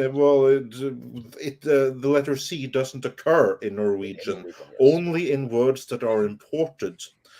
because in Norwegian words we either use S or K, whereas C is pronounced both, depending Yeah, on because us context. Americans got to complicate shit. Actually, that's not I your know. fault. It's not That's our fault. the English fault. English And is historically, it was only only the hard C existed, meaning it was only pronounced K during the time of Latin. Whenever there was the letter C, it was pronounced K without exception. So, for instance, Caesar, if you travel back in time and you went to ancient Rome and you asked for an audience with Caesar, they would have no idea who the hell you were talking about, because his name in Latin for the Romans was pronounced Kaiser. like Kaiser Soze. Yeah, exactly. And also, like in most European languages, the word for emperor actually is some variation of Kaiser. Even the Russian Tsar is derived from that. But you can't tell because of some mauling that happened to the letter C over the years. So anyone trying to teach me love for the letter C, that's a challenge. He's dead inside. Don't worry about it. Mecha J says with $5 is a question for Cameron. How much do you think this has affected Smolliet's career? Do you think anyone in Hollywood will be willing to work with him after this? Well, Cameron, what do you think? I think Tom is right. I think the only thing he's got left is sort of fringe adult stuff. You know, I don't think the adult industry wants to work with him. The adult industry is interesting enough, actually quite conservative. You know, see a lot of adult stars. You don't think that they would hire him? No, like I said, fringe adult stuff. Like this is when. Well, I have a feeling he could get a job as probably some gay porn star. I really do. Well, again, on the fringe elements of it, but exactly within the industry itself. Talking about this, about the Hollywood industry, I don't think. Even if he did I apologize to people of Chicago. I'm getting counseling, all that stuff, right? It's not gonna. No one's gonna want to put money on this guy ever for the rest of his life. I think he's done. The question is whether the rest of his family, which is a successful acting family, is done. And we're gonna see what happens to sister, who I believe is a talented actress. And you know, like any family member, she supported him through this. And I'm sure she knew in her heart what happened, but she's got to help her brother, right? But you know, that will be a tragedy. I mean, that he's pulling in everybody else down with him. I think that their careers won't end, but I think they will be impacted. The name is going to be a bit of a problem. And I think that's where a lot of the pressure is going to come from. Did you have anything to add to that? Or I agree with Cameron. I think it's unfortunate that, you know, his name is going to be forever tied to this, whether or not he comes out and apologizes to Trump supporters, whether or not he admits that he was wrong. This particular situation is especially harmful to him and him alone. You know, he's not going to be able to really change people's opinions about him after this, you know, this kerfuffle of a court case. And, you know, this really has had such a negative impact on him, especially that even talking about his career at this point, you know, it's almost a moot point. I don't think there's going to be anybody out there who's going to be raising a hand to work with him, let alone pay him to work. Right. So there's two, you know, sides of this. You know, I think even if he volunteered for something, I don't think there's going to be very many people who are going to say, yeah, sure, we'll take you. Because his name will pull it down. His name will bring back. Yeah, the only time where that is not a disadvantage, like I said, is the adult industry, unfortunately, because they will take advantage of somebody who is a fallen star in that case. But like you're right, in some cases, Cameron, he may not even get much love there. What do you think? I mean, if he did get something like that and some incident happened on the set, you know, it could end up, you know, with the police coming to the set. This is what I would be thinking and would be very careful, even as in the adult industry, which has somewhat of a sketchy way of operating anyway. Well, the interesting thing is this, and I said this in the chat. You know, living in LA, you interact and you meet people in that industry, and certainly, you know, the actors and actresses that I've met from that industry, they're all actually very well read. They are very intelligent people. You know, some of them are very conservative values. You'll see people like Bonnie Rotten is a big, you know, Second Amendment person out there. Her entire Instagram is her shooting guns, right? And so I think a lot of people would just not want to work with him because he insulted their intelligence and they don't share his values. I even think if he made a film where it was just him, I don't think anyone would buy it. Right, I agree with you. No, and I think the bigger thing is going to be this, and this is where I'm, you know, even though I'm joking about the whole adult thing, like I do agree with you guys. Like he's going to have a tough time because we're not even thinking about the civil suit that he's going to get Mhm. with these guys that he accused of this shit, right? Nobody's even talking about that yet, to where these guys are going to come after him. That's where all the messy shit's going to come out in the press. Yes. Right. Like we thought that there was some messy stuff that came out here. Oh no, wait till these guys come after him for defamation and all the other shit that they're going to come after him for. He's got Yeah. money. He's got And money. Tom and gentlemen, what if he decided he wanted to do a one-man show, like some sort of off-Broadway thing or something? I don't You know, think they'd let him. who would buy a ticket? Who would even host anything that he had? Who would even want to promote something like that? You know, Well, let's say if it was aside from the adult industry, you know, would people, his supporters, still go ahead and spend $100,000 on a production for something like that? Would he No. even be able to do that now? I No, It's doubt it. risky, right? Yeah, he's kind of done. Someone said he might have OnlyFans. I think he might be able to get some money off OnlyFans. Mhm. You know, and maybe that's his future. But we should start moving on to other topics that I think we have. Yeah, because I've got as- another 45 as- minutes here. Indeed. Eric Rung on that point says a fair punishment for Juicy would be for Trey and Matt of South Park to write an award-winning musical about the case starring Dave Chappelle. That's best. I've watched That'd be that. hilarious. I'd watch the hell out of that. Let's see here. What do we got next here? Gotta scroll up. Taker says, is locking Juicy up with real men really punishment? Well, they'll have him in a separate. I know you're joking, but Yeah. he'll be in if he does actually sit some time, he'll be in a completely separate area. They're not going to let him be with the normal population. He'll get his ass kicked on a daily basis. Yeah, no, he's gonna and he'll get his ass Among kicked other actually by things he'll do to his ass on a daily basis. I didn't want to say that, But Andre. yeah. but hey. but you know, and actually, you know, like as Dave Chappelle says, there's a lot of anger, sort of sublimated anger in the Black community about this, right? You know, that's what Chappelle was talking about, which is that there's an embarrassment that he's taking real issues. I mean, I don't believe this is a racist country, but there are racial incidents. They happen. It's part of human condition, and they are incidents. And there are people that have experienced bigotry, and there are going to be people in the prison system that have experienced it. It'll be like, yeah, you fake that. This is what happened to me and my brother when I was like, and it's not going to go well for him to be in the general population. Mhm. Yeah. May I comment on this, Yes. gentlemen? Yes. Conrad's super chat. Go ahead for and read it while you're $5. at it, because we haven't even read Yeah. it yet. Yeah. And I'm sorry, Conrad. Thank you for the $5 super chat. Watch League of Legends Arcane on Netflix. It's the new gold standard of video game based TV shows. Would love to know your thoughts on it, Conrad. I love Arcane. League of Legends on Netflix. I think it's one of the best animes that have come out this year. I think it's entertaining. Anybody who hasn't seen it absolutely has to go ahead and watch Arcane. You don't have to have seen the video game in order to enjoy this story. It is compelling. It has compelling characters. The story is great. The animation is beautiful. Everything about it is so good. Absolutely, I love it. And I want to know what if you three have seen it. What are your thoughts of Arcane? Not seen it, so I have no thoughts on it.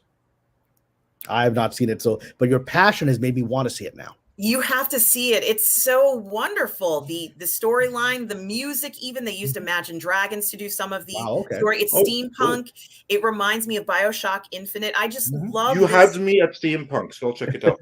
Oh, you will love it. You will love it. It's just so incredibly done. The characters are beautiful. Just everything about it. I can't say enough about it. I could speak about it all day long. It's absolutely. And from what I saw an article that said that it had even more views than The Mandalorian. This particular, I'm surprised it's not on the top 10 list on Netflix. But I have to say, it's an incredible series, and you know, it's really, if you're not going to waste your time watching it. Please do watch it. You're going to love it. It's great. And with that, we have another topic to get to here. So this is the final super chat we'll do for right now, which actually ties us right into the next topic. Christian Coralejo says for $5, thank you so much. Hail Andre the Giant. You know, I've been told that so many times because I'm quite a tall guy. Tom the Tank Engine. He's unstoppable. That's a good Pasha, word. And Rrrr, the lovely. Oh. I always love your takes, especially on the Disney power struggle.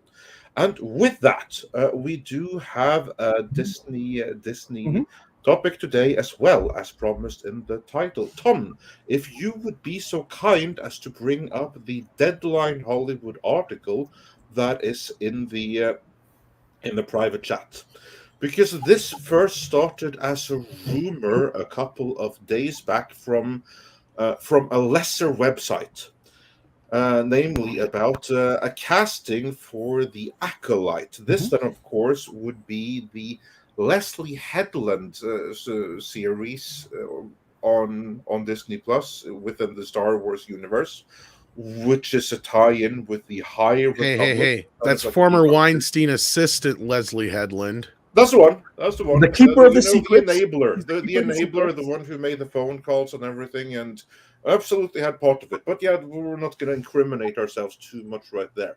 But anyway, the story was later picked up by the trades, and one example here then is from Deadline Hollywood, which reads, "The Acolyte, Amandla Stenberg to lead Disney Plus Star Wars series."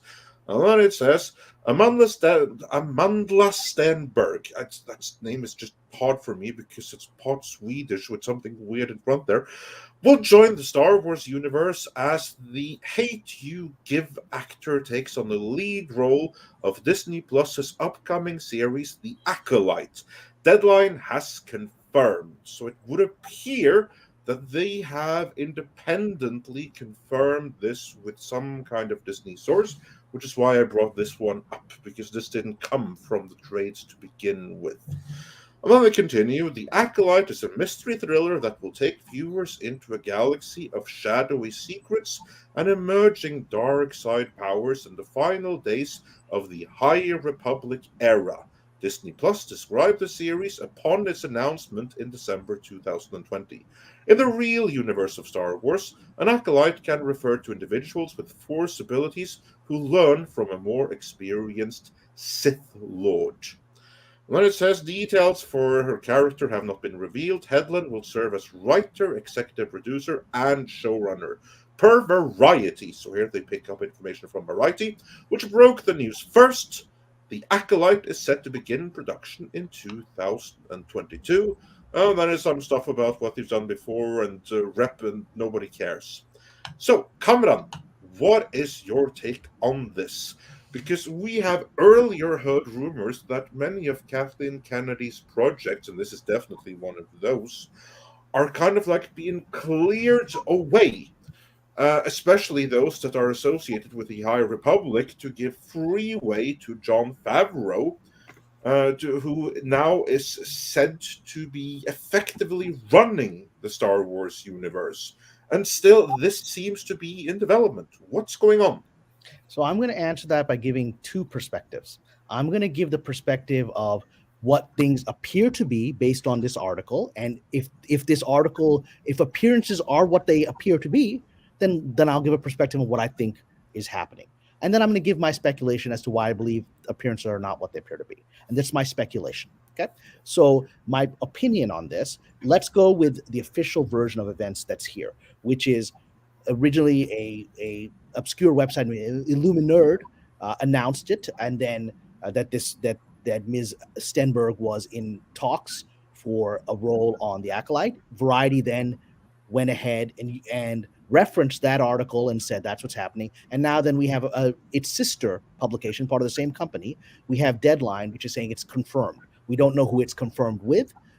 Variety said it was not able to get confirmation from Lucasfilm or Disney. All the Deadline says it's confirmed, so we don't know who they confirmed it with, and it's interesting that they have not indicated where this confirmation is coming from. But let's just go with the surface level of events of that this is actually happening, and Ms. Sternberg has signed a contract or is about to sign a contract for this. Okay, so in that scenario, what it is people have speculated that even if Ms. Kennedy has been largely pushed out, that as part of her settlement, which has allowed her to remain possibly for 3 years, for who knows, as Thomas said, she's going to leave whenever she good and ready for it, which may very well be true.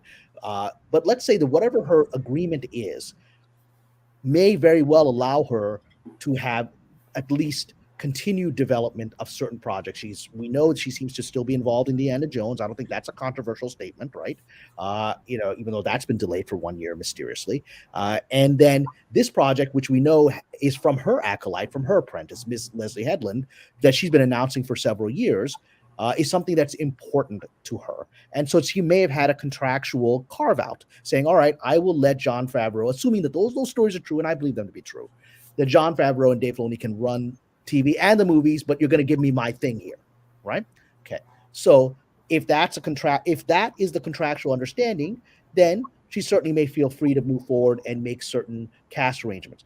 What's interesting, again, just looking at the surface of events, what's interesting is if you go to the IMDb Pro, which is the sort of paying service of IMDb, which has more details than is publicly available on IMDb. IMDb Pro had not references until now. I see today Ms. Stenberg has now been added to this project. But the only names on this project are Leslie Headland and Ms. Stenberg, and I think an art director. There's no actual director attached to this project. There's no one else that we can see attached to this project after 2 years. And so it is very strange that an actress of, let's just say Miss Stenberg, she's worked on Hunger Games. She was a secondary character there. She's done a few things that were certainly promoted by the woke people. So, the hate you bring, things like that I don't think anybody actually watched, but they were promoted as being, racially sensitive things. And she's brought on there, and, she's a minority. She identifies as a gender non-binary. So she certainly served a box, but she's not a prominent actress. I'm going to be as straight as possible. I mean, this is not a name most of us have heard. I've worked in the industry. I haven't really heard. I saw her in Hunger Games. I didn't really think, who was that actress, right? That stayed with me. So she's not a famous name, such as largely we've seen in Star Wars, everything. Pedro Pascal came off of Game of Thrones. That had made him a global name, right? It was a name we all had heard. Gina Carano's a name we'd all heard.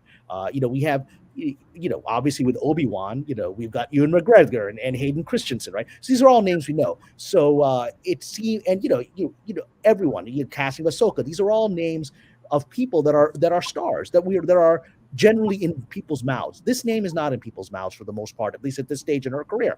So it is very strange that without a director attached, with an unknown production timing, which is sometime in 2022, they would attach this. So what it suggests, just again on the surface of it, is that this is likely what we would call an if-come deal. I have had if-come deals. What an if-come deal is that you are attached to a project if it goes. That's the contractual. I've been like, an if-come deal is I don't get any money, but if the project sells and is actually broadcast, then I will be the head writer or the writer of that project. That's the contractual arrangement I've got, so that the production company can lock me in and my services in without paying me and without having any further commitment. It's all based on whether the project goes. My instinct is, since we do not have a release date, we do not have a director, and this is not a particularly prominent actress, that it is likely to be an if-come deal, where if and when we have this show on the air, you're going to be a character. In the initial reporting in Illuminati and Variety, it was not that she was the lead, it was she was a character. Deadline is suggesting she's the lead, which is, again, strange, because I don't believe that based on where she is in her career, she's going to make anybody come to watch this show based on her name. And so that's the surface level of analysis, which I think is, okay, this is a project that Kathleen Kennedy was allowed to move forward as part of her understanding with Mr. Chapek, and that she's made some kind of arrangement, likely an if-come deal, and that they're promoting this out. Again, it is very strange that if this were true, that it was first leaked to an obscure website in Illuminati or Nerd, and then it gets step by step into the trades. That's not your normal PR process. So that's strange. So that's the official level of analysis we can say, that this is a project that at least is in development, and they've at least locked her down that if it goes, she'll be involved. Okay, fair enough. Now I'm going to give my personal speculation, which may be wrong, but this is my intuition. Okay, and Midnight's Edge is very gracious for letting me speculate. And I wrote this on my Patreon. My speculation is that none of this is real. That is my speculation. Okay. My speculation is that this is a political game. I believe I have stated for some time my opinion that this show will never get on the air because there is no internal economic support for it. Certainly, if we see all these other projects being delayed in Star Wars, being rewritten, Obi-Wan has a new showrunner, all of these things, everything suggests that the current direction that Mr. Favreau and Mr. Filoni and Mr. Chapek and Ms. Susan Arnold above them want is to make a profitable enterprise. You know, the stories that Chapek wants Iron Man back and wants to get rid of Riri Williams. I believe those stories because they make economic sense. You know, and so pushing this project, which to actually make a Star Wars show, is going to cost between $50 to $100 million. It's a lot to invest in Amandla Sternberg. Well, we don't know who she is, right? And we don't know, you know, this High Republic has not been particularly successful economically for Disney. You know, yes, there's some stuff in the parks that's based on that, but that was stuff that was set in motion over several years. So it seems very economically bizarre to me that they would actually greenlight the show. And I am of the opinion that the show will never be greenlit. She may have continued development deal where it'll be like the trilogy, the Ryan Johnson trilogy, which will always be talked about soon, inshallah, God willing, soon I'll be doing it, right? But why then announce this name? So now my speculation is, this is my opinion. My opinion is that Ms. Headland, Leslie Headland, possibly with Kathleen Kennedy's support, possibly on her own, saw the writing on the wall that this project isn't going to get on the air. They may still be giving her money for development, blah, blah, blah. And my opinion is that she went ahead and made some kind of arrangement, even if it's an IFCOM deal with Ms. Sternberg, and had her agents leak it out because it was not something she felt confident could be leaked out directly to the trade. So she leaked it out to a tertiary site in the hopes that it would get to the trades, and it did. And the idea being to create pressure on the Disney structure politically to move this project forward, because Ms. Sternberg serves the kind of agenda that Ms. Headland has proven in her career she at least gives lip service to. We got a minority, we have LGBTQ, we're going to take these hidden voices and give them power, right? That seems to be her agenda. And so when you announce someone who is not famous, who is not a name, who is a minority and is LGBTQ, identifies as non-binary, the idea being that this would put Disney in a political bind, that it would force them to move her show forward, because to then cancel it makes the woke mob say, you canceled a minority woman, you canceled someone from the rainbow community, you have attacked us. I believe that is the strategy behind this, that this is an effort to leverage this actress who has no political power whatsoever, no fan power to push this forward, but serves an ideological identity purpose. That's why the articles are talking about her identity rather than, you know, her credits are at the bottom. It's like, oh, she had this little role in Hunger Games. Nobody cares about those credits, right? But the identity is what they care about. So my speculation is that this is a political maneuver. And one of the things we just have to remember is there was a very widespread rumor that when the show was first announced in 2020, that it had been done over, it had been done over Bob Iger's permission, that he had not actually officially said you can go ahead with the show. That was the rumor at the time. I believe the rumor because I believe at the time Ms. Kennedy was in a very open struggle with Jon Favreau and wanted to, I believe, assert herself. And watching him overshadow her on The Mandalorian, things like that, she wanted to push her project forward. And I believe that she went ahead and told everyone in the press, I'm doing this thing with Leslie Headland.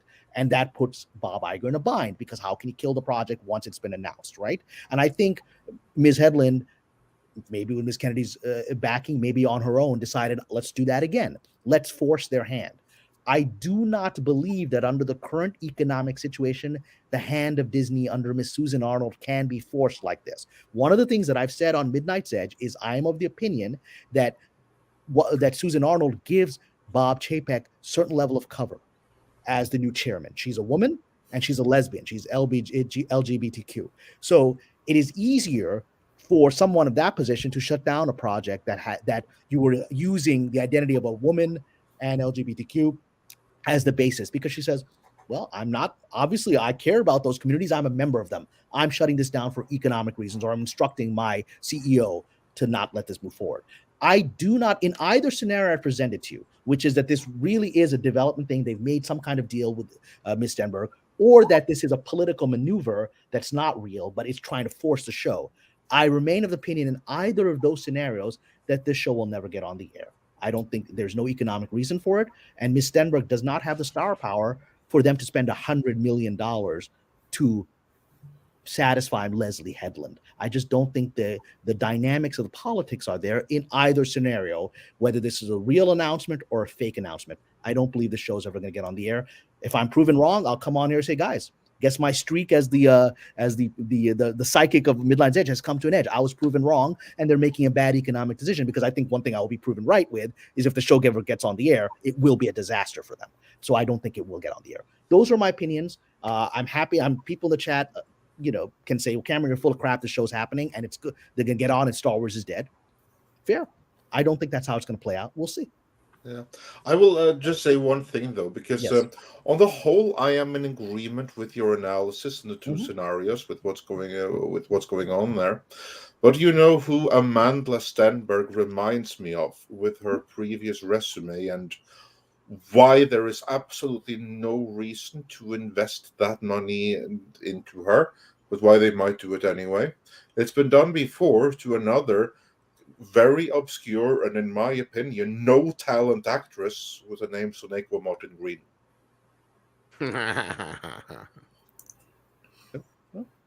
What do you think of my perspectives on this? I think your perspective makes a good point. And what's interesting is that there are other reporters who are actually staying away from this particular topic for very interesting reasons. I read a post by that was given to me by a fellow person who keeps up on entertainment news, where the reporter said that they didn't want to touch this article because they were afraid, or in the past had someone in their group who had made a mistake in using pronouns, and they didn't want to get criticized for that. And I thought that was very interesting. I thought they might have said, well, we're not quite sure, since many articles say she's in talks, or she may be the lead. They didn't speculate or focus on the fact that this may not be a definite thing. They were focusing on how fearful they were to make a misstep in describing her pronoun wise.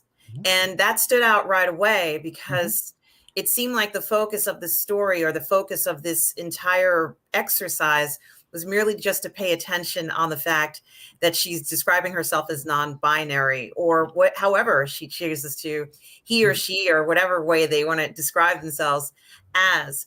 And so, once you start to get into being fearful about describing individuals a certain way, that makes me wonder if the focus of the story truly is not necessarily announcing that this series is going to star this individual, but more importantly, making it known that they support or are looking at someone like this. And the idea that they're looking at someone like this means that, they are trying to project a certain image about their selection process. And so that was something that stood out to me. A very good friend of mine posted something about that, and it made me wonder about this. But also, in support of what you were saying, Kamran, a lot of the reports are that she's in talks, or she may be the lead, or this could be the person they choose.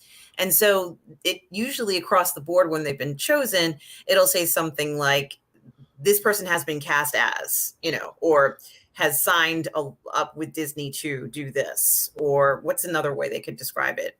Will be the star of, is something like that. But the word usage is very careful, almost as if the other reports are very leery of saying that this person is definitely the one, so to speak.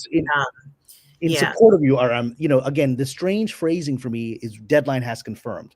Confirmed with whom? Normally, the trades will say deadline has confirmed with, someone inside Disney, a source inside Disney, a source. Disney has announced. Disney has announced, or say it's confirmed. Like I am of the speculation that deadline has confirmed this by calling Leslie Headland, who said, "Yeah, that's my plan." Yeah, that's actually a really good point, because Deadline is also the same place where the Acolyte was confirmed in the first place. So, I mean, this is like the outlet that Kathleen Kennedy and her ilk would use. And also, Kamran, to just go back to what you said before, if this thing does happen, I do not think that does anything to your cred as a seer, because again, you don't claim that I predict that this is going to happen. No, what you do, you provide analysis and readings of the situation from a business point of view, as someone that knows the business. And here you provided two different scenarios. And this is exactly what we do here at Midnight's Edge. This is what we have done, for instance, with our Star Wars coverage, like saying, here they are in that position, and these are the options available to them. We do not know which one of those options they're going to pick. We don't claim that we do, but if they go with that, then this, and if they go with that, then that. This is basically what we have done. This is no different. So if this series actually should make it to air, it should be broadcast. Then it doesn't have anything to do with your powers for an analysis, because there's nothing wrong with those. But it does say something about how much power and the true intentions of the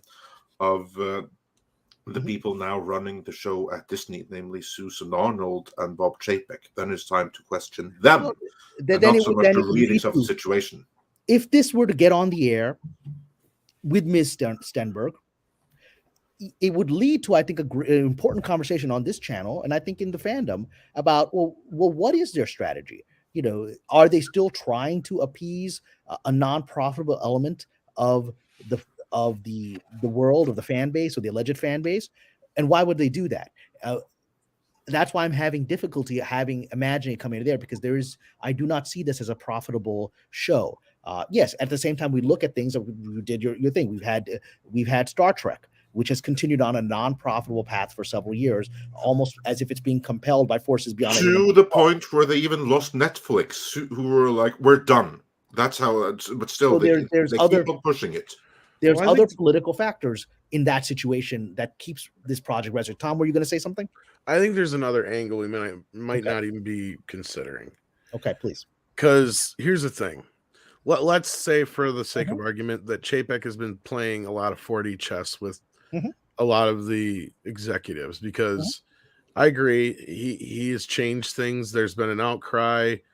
It's not as easy for these executives to just push things through like it used to be. And here's the thing. Let's go back to Bob Iger. When he first took the reins from Kathleen Kennedy, he said, "The buck stops with me on Star Wars." And things just kind of came to a grinding halt.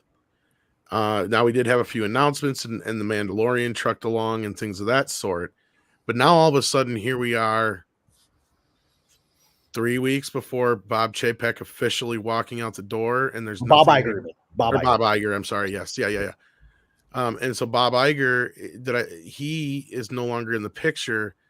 Now, Chapek may have been able to be somebody that Kevin Feige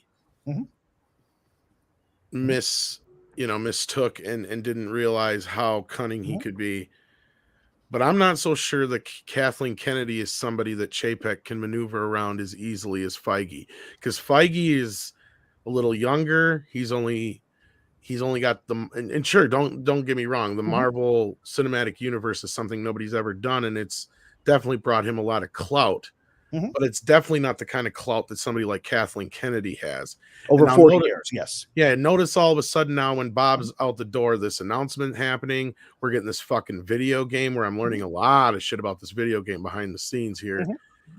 And yeah, that's actually a good point, because Iger is still in charge. I mean, for now, Susan Arnold doesn't step in for another 3 weeks. January 1st, 3 weeks. Well, here's the thing: is I'm thinking that Iger is somebody who could keep Kathleen Kennedy in check. I'm not so sure about Chapek and what's her face you just mentioned, Susan Arnold, because here's the thing: is I can see where, because Kevin Feige publicly said he underestimated Bob Chapek. We don't see Kathleen Kennedy out there going, "I underestimated Bob Chapek."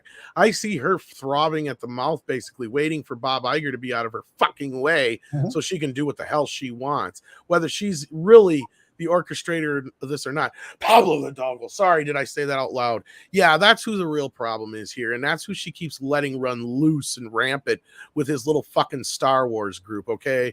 That's what's going on here, and that's where everybody's running into problems, because this goes back, and this was something I had heard back when Kathleen Kennedy had the power to greenlight television shows till she was blue in the fucking face all day long and make as many shows as she wants.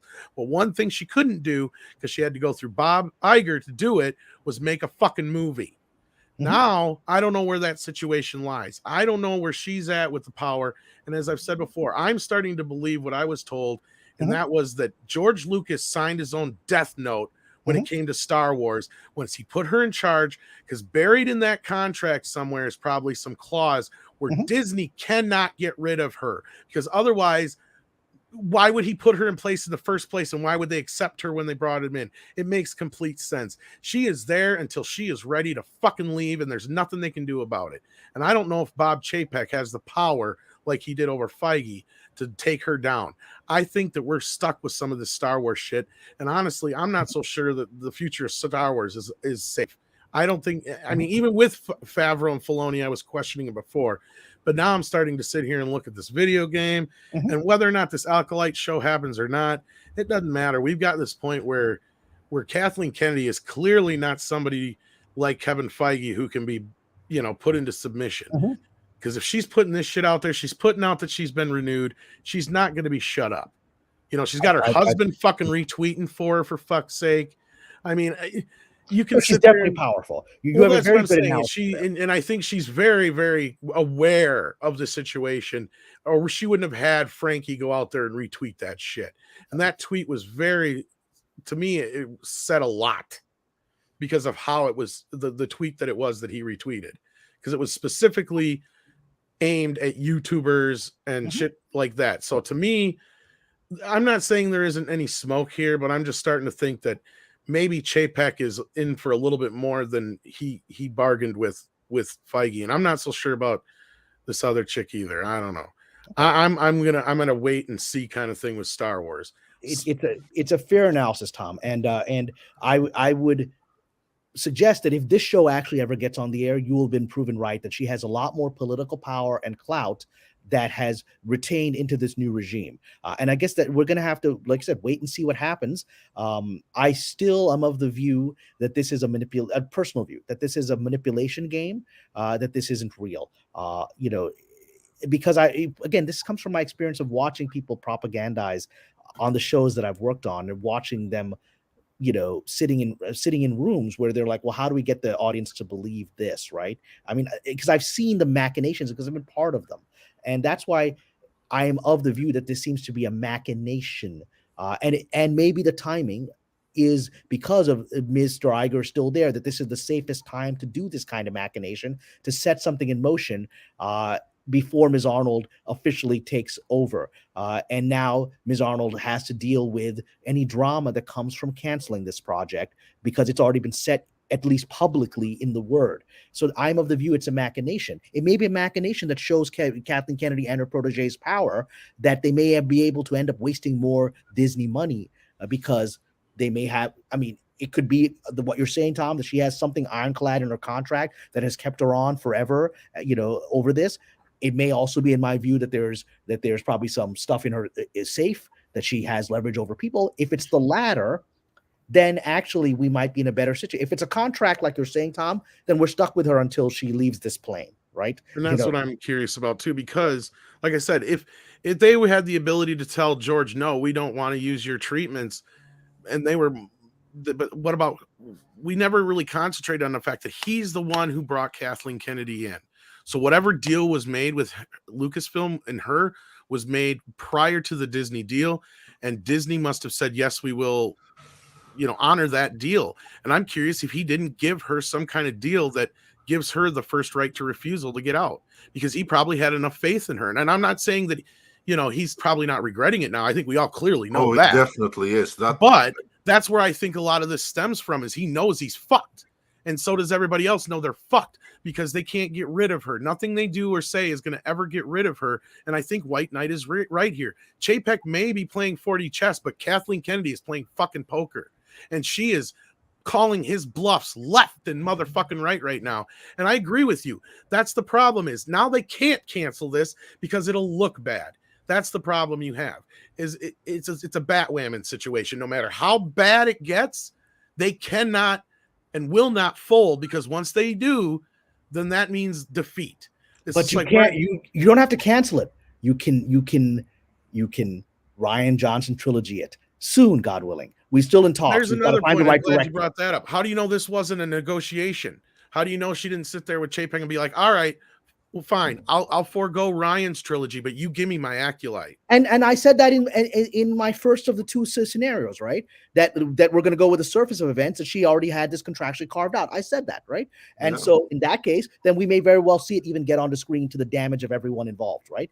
And so Yet I remain of the personal view that my second scenario is that this is a machination, and the best way to handle that is to just jerk it along for another year and a half. Ms. Stenberg gets on the work, and then people stop talking about it. I remain of the view that the second scenario, that this is a manipulation, is true.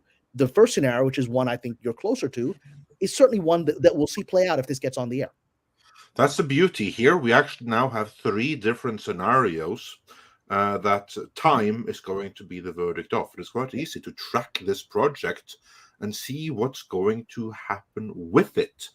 Because I do believe that's going to be telling, because I agree, there ain't no way on God's green earth that this series can be made and can be any good. It's going to be Discovery all over again, if made. It's going to appeal to some very vocal activists. It's not going to bring in any audiences, and it's Nobody really will actually just going watch to it. just going to keep sending the message to the fans, the same message that Tom is afraid of right here, that because of George Lucas giving some kind of deal, then Star Wars is screwed for life and there's nothing that can be done. Now, I also remain of the opinion there has to be some kind of way that corporate can overrule that, especially now when it's been so long. But time will be the judge on that. And we will, of course, follow that in detail as events progress. Like, we've seen things both be announced and happen as well, but more often we've seen things announced and then not happen. That seems to be like the most normal thing to happen for Star Wars, so it'll be very exciting to see what goes on here.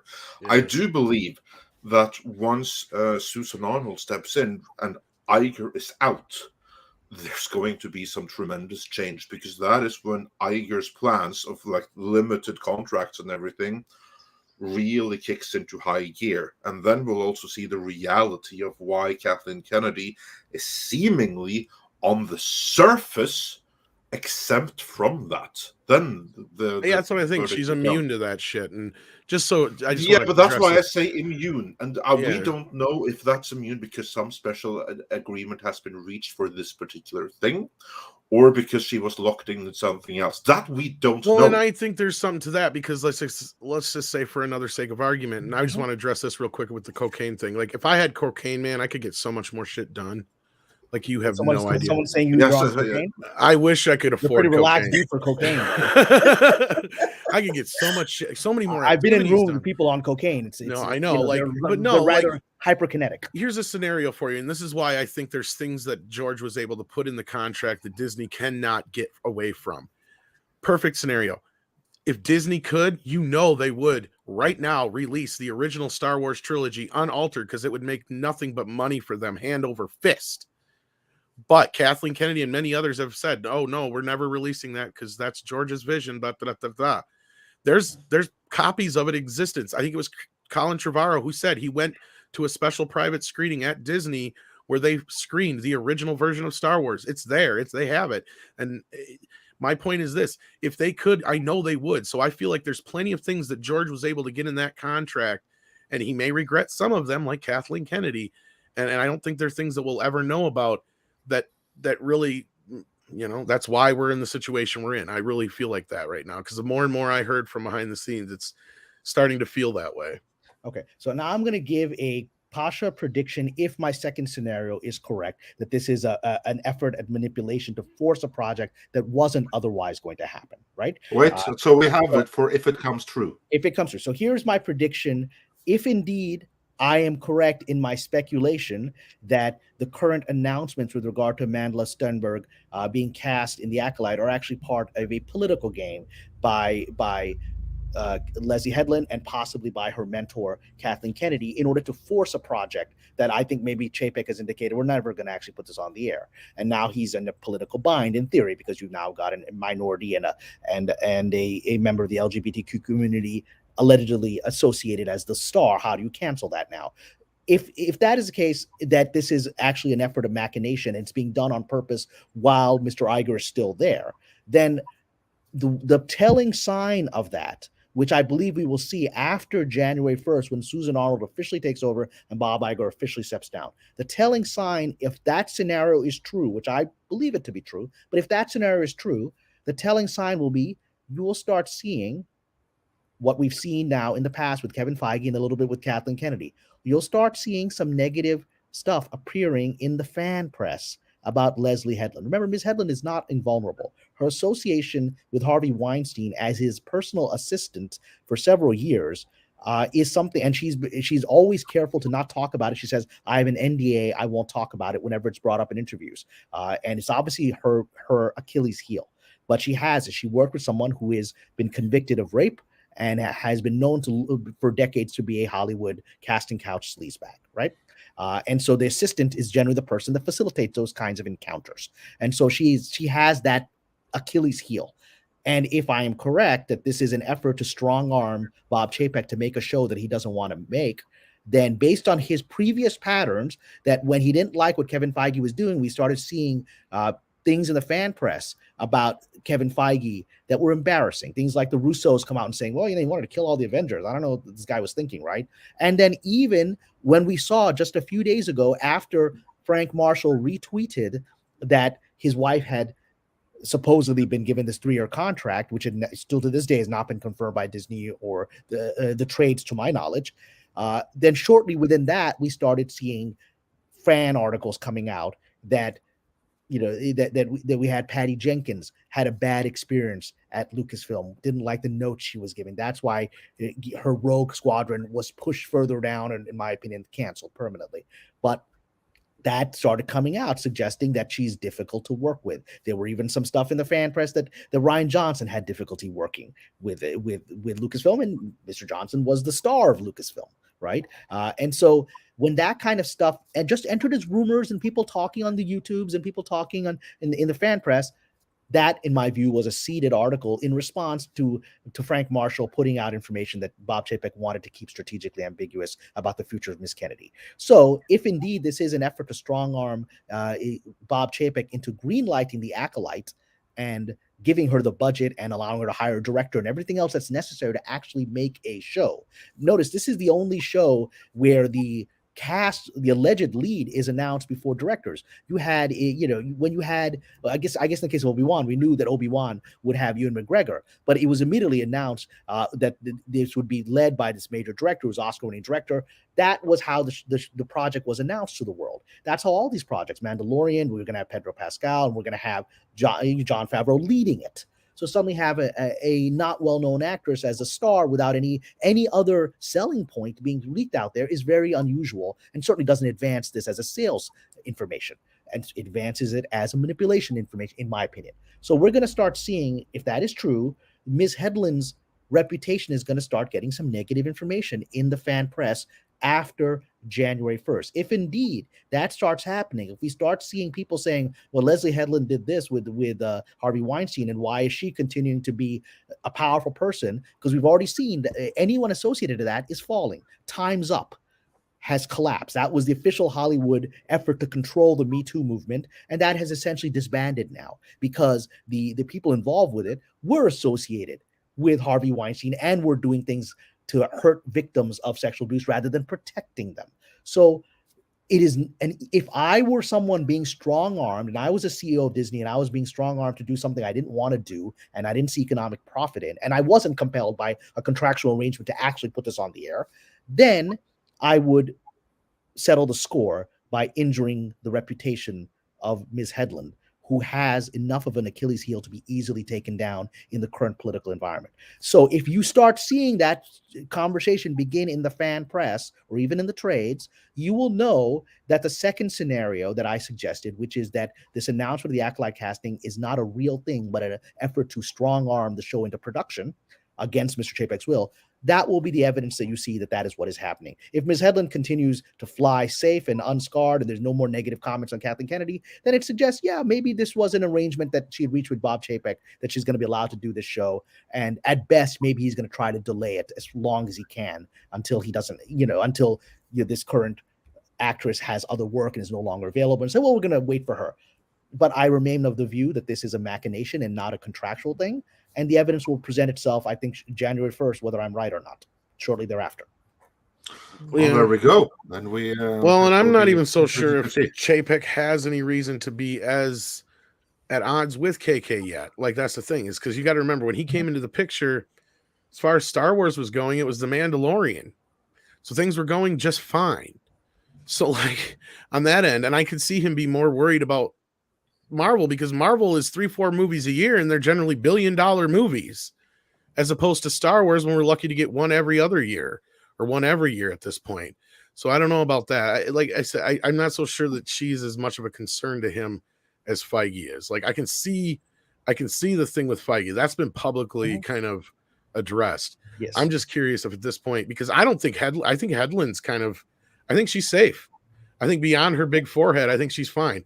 I think she's, you may be right. I think she's the right sex. Plus she's LGBTQ. So I think she's protected. And I think she'll ride that to the day she dies, because as long as nobody else points it out besides us, ain't nobody going to care, Cameron. That's the thing. And there's so many of these other people. Yeah, there's so many of these other people that have connections with Weinstein that I don't think any of them are going to bring it up.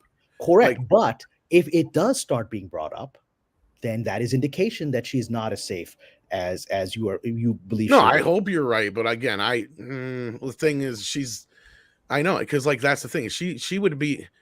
Look, I'm gonna try and say this without making it sound incriminating, but I have a hard time believing that she couldn't have been at least aware of what was going on with Mr. Weinstein, and at the very most facilitated it.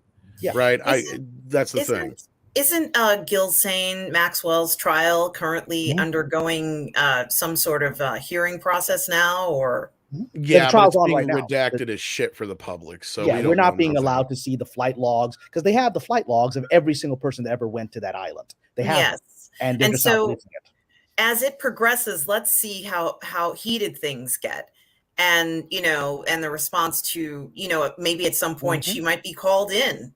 We just don't know if she would be. I mean, I think that would be quite shocking and unfortunate for Leslie, but it's always a possibility when you're someone's assistant that you might have to be or be on a list of a person who either has to give a deposition or anything. And I don't think she could necessarily hide that, but I think it's going to potentially damage her regardless. I don't think she's going to be able to brush it away. As long as Gil's saying Maxwell is in the news and there's a trial, it's always a danger for her. I hope you're right. I hope you guys are right. I hope it just doesn't go away for her. But unfortunately, I think she's too padded. But what do you think? Well, Andre? we shall see. We shall see. That's the beauty with this. We have more topics to cover here, but the beauty is that we have been presented now with the. Okay, well, here's the next topic. Cowboy Bebop has been canceled, and it sucks. And water is wet. So, no, I'm just kidding. We'll get to that in a moment. Here, I just wanted to tease that a little bit. Like nobody is surprised at all, I think, by this. But just to round out this, we have now presented 3 different scenarios with their own predictions. The beauty is that that's all we can do right now. Now we just have to wait and see how the chips fall down, and we shall know that before long. I mean, if we've seen anything the past year, is that where Disney corporate matters are concerned, things move fast. So I look forward to continuing. It'll be an interesting first quarter. I think I think we'll see what happens here as soon as Bob's out the door, and the Chapek and I keep forgetting her name, Susan Arnold. Yes, Susan Arnold. Yeah.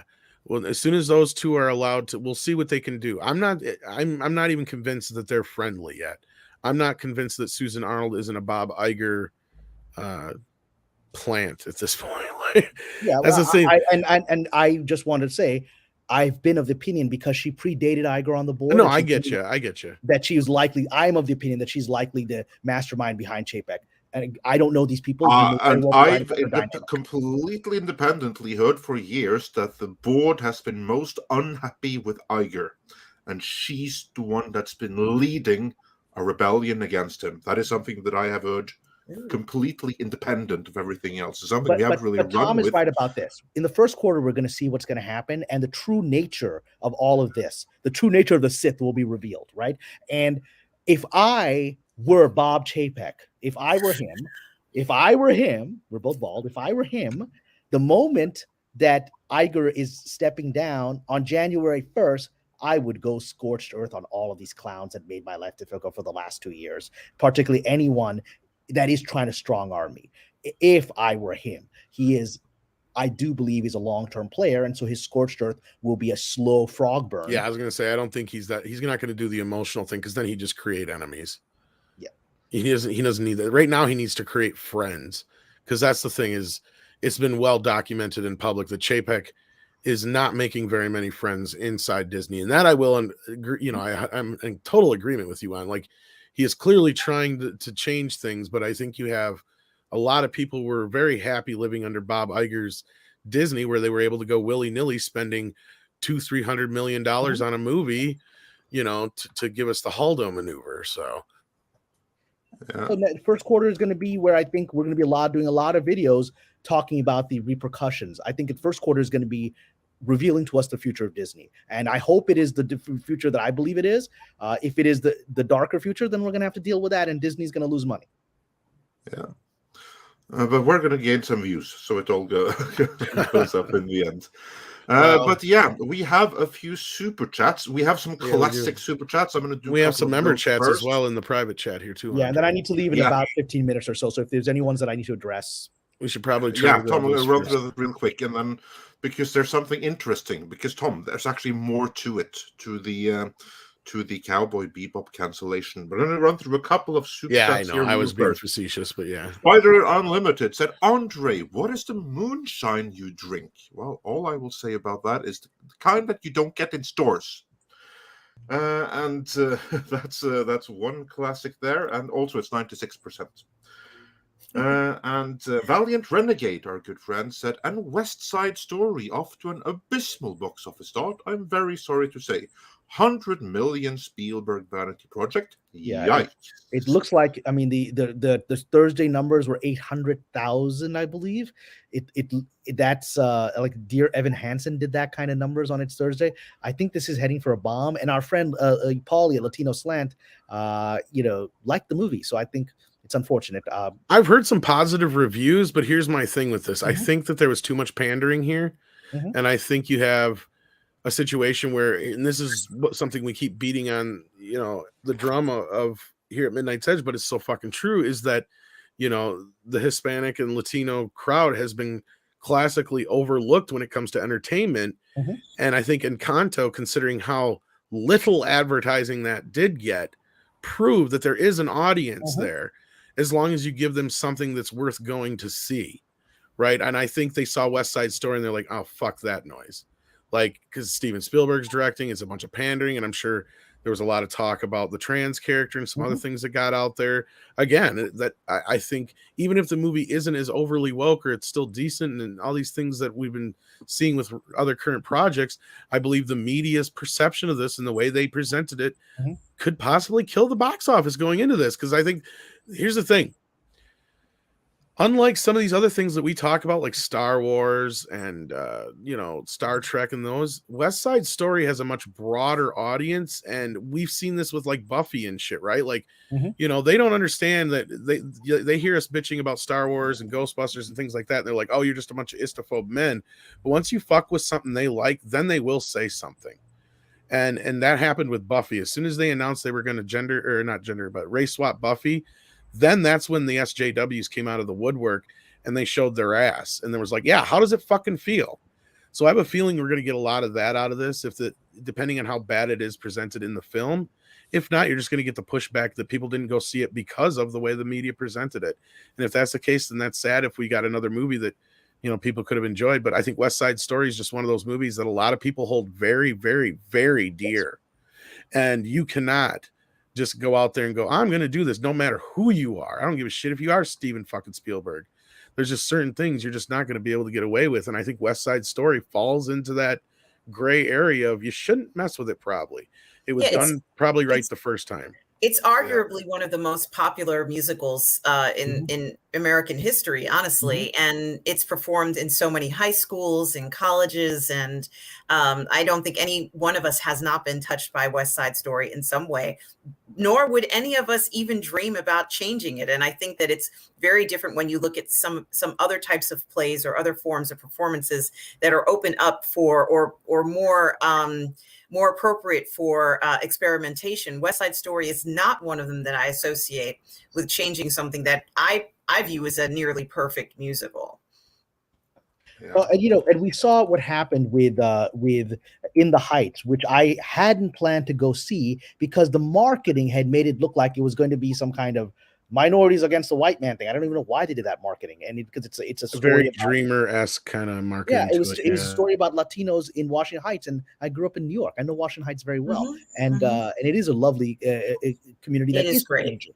The culture is changing, and the movie addressed it. So, but Paulie said, you got to go see this. I said, okay, I trust you. And I was blown away by the movie. I was blown away. It was incredibly entertaining. And Leslie Grace, who is now playing the new Batgirl, blew me away as an actress. I was like, who is this woman? I want to see more of her. And so when she was announced as Batgirl, my reaction wasn't, got a Latina. I was like, I want to see more of her. She's Batgirl. I want to see more of her. And I have to say, the marketing almost made me not see that movie, which I think part of what's happening with West Side Story. Yeah, and I felt the same way about In the Heights as well. And I said before on this show and in some other shows that In the Heights had the best music I've ever heard in a musical in my life. And I grew up in New York as well. I am familiar with the Washington Heights area, like you, Kamran. And I think they did a beautiful job of showing the culture and all of the wonderful things about it that we should be celebrating. And just overall, it was just a fantastic musical. It's a shame that marketing can have such a negative effect on people's perceptions of what a movie is about, or a musical in this case. Well, we saw it in effect with Dune and a few other movies recently, but I think Dune had a second breath in it. But anyway, you're saying something, Andre. I'm sorry. Yeah. No, we just have to hurry up because we only have a few more minutes with Kamran here. Well, here we got one final for super Kamran chat right for on now. Grand Wasu 42 said for €10. Thanks for our daily dose of dismal Disney. Both theories from Tom and Kamran have valid points. We will see how this plays out in the future. Nice that you bring more often on. Yes, indeed. And before we move on with any super chats, while we still have coming on, we have to move on to the final main topic of today, namely the cancellation of the live-action remake of Cowboy Bebop. Now, I noticed something really strange with this cancellation that has never, ever happened, to my awareness, with any other cancellation. Usually, when something is cancelled, if it's sort of like a regular TV series, it comes like in the trades that like this series is renewed, this one is cancelled, so you get it kind of like that way. You don't get like anything, nothing is singled out. It comes with all the other series. This is streaming, and when something is cancelled, it just isn't renewed.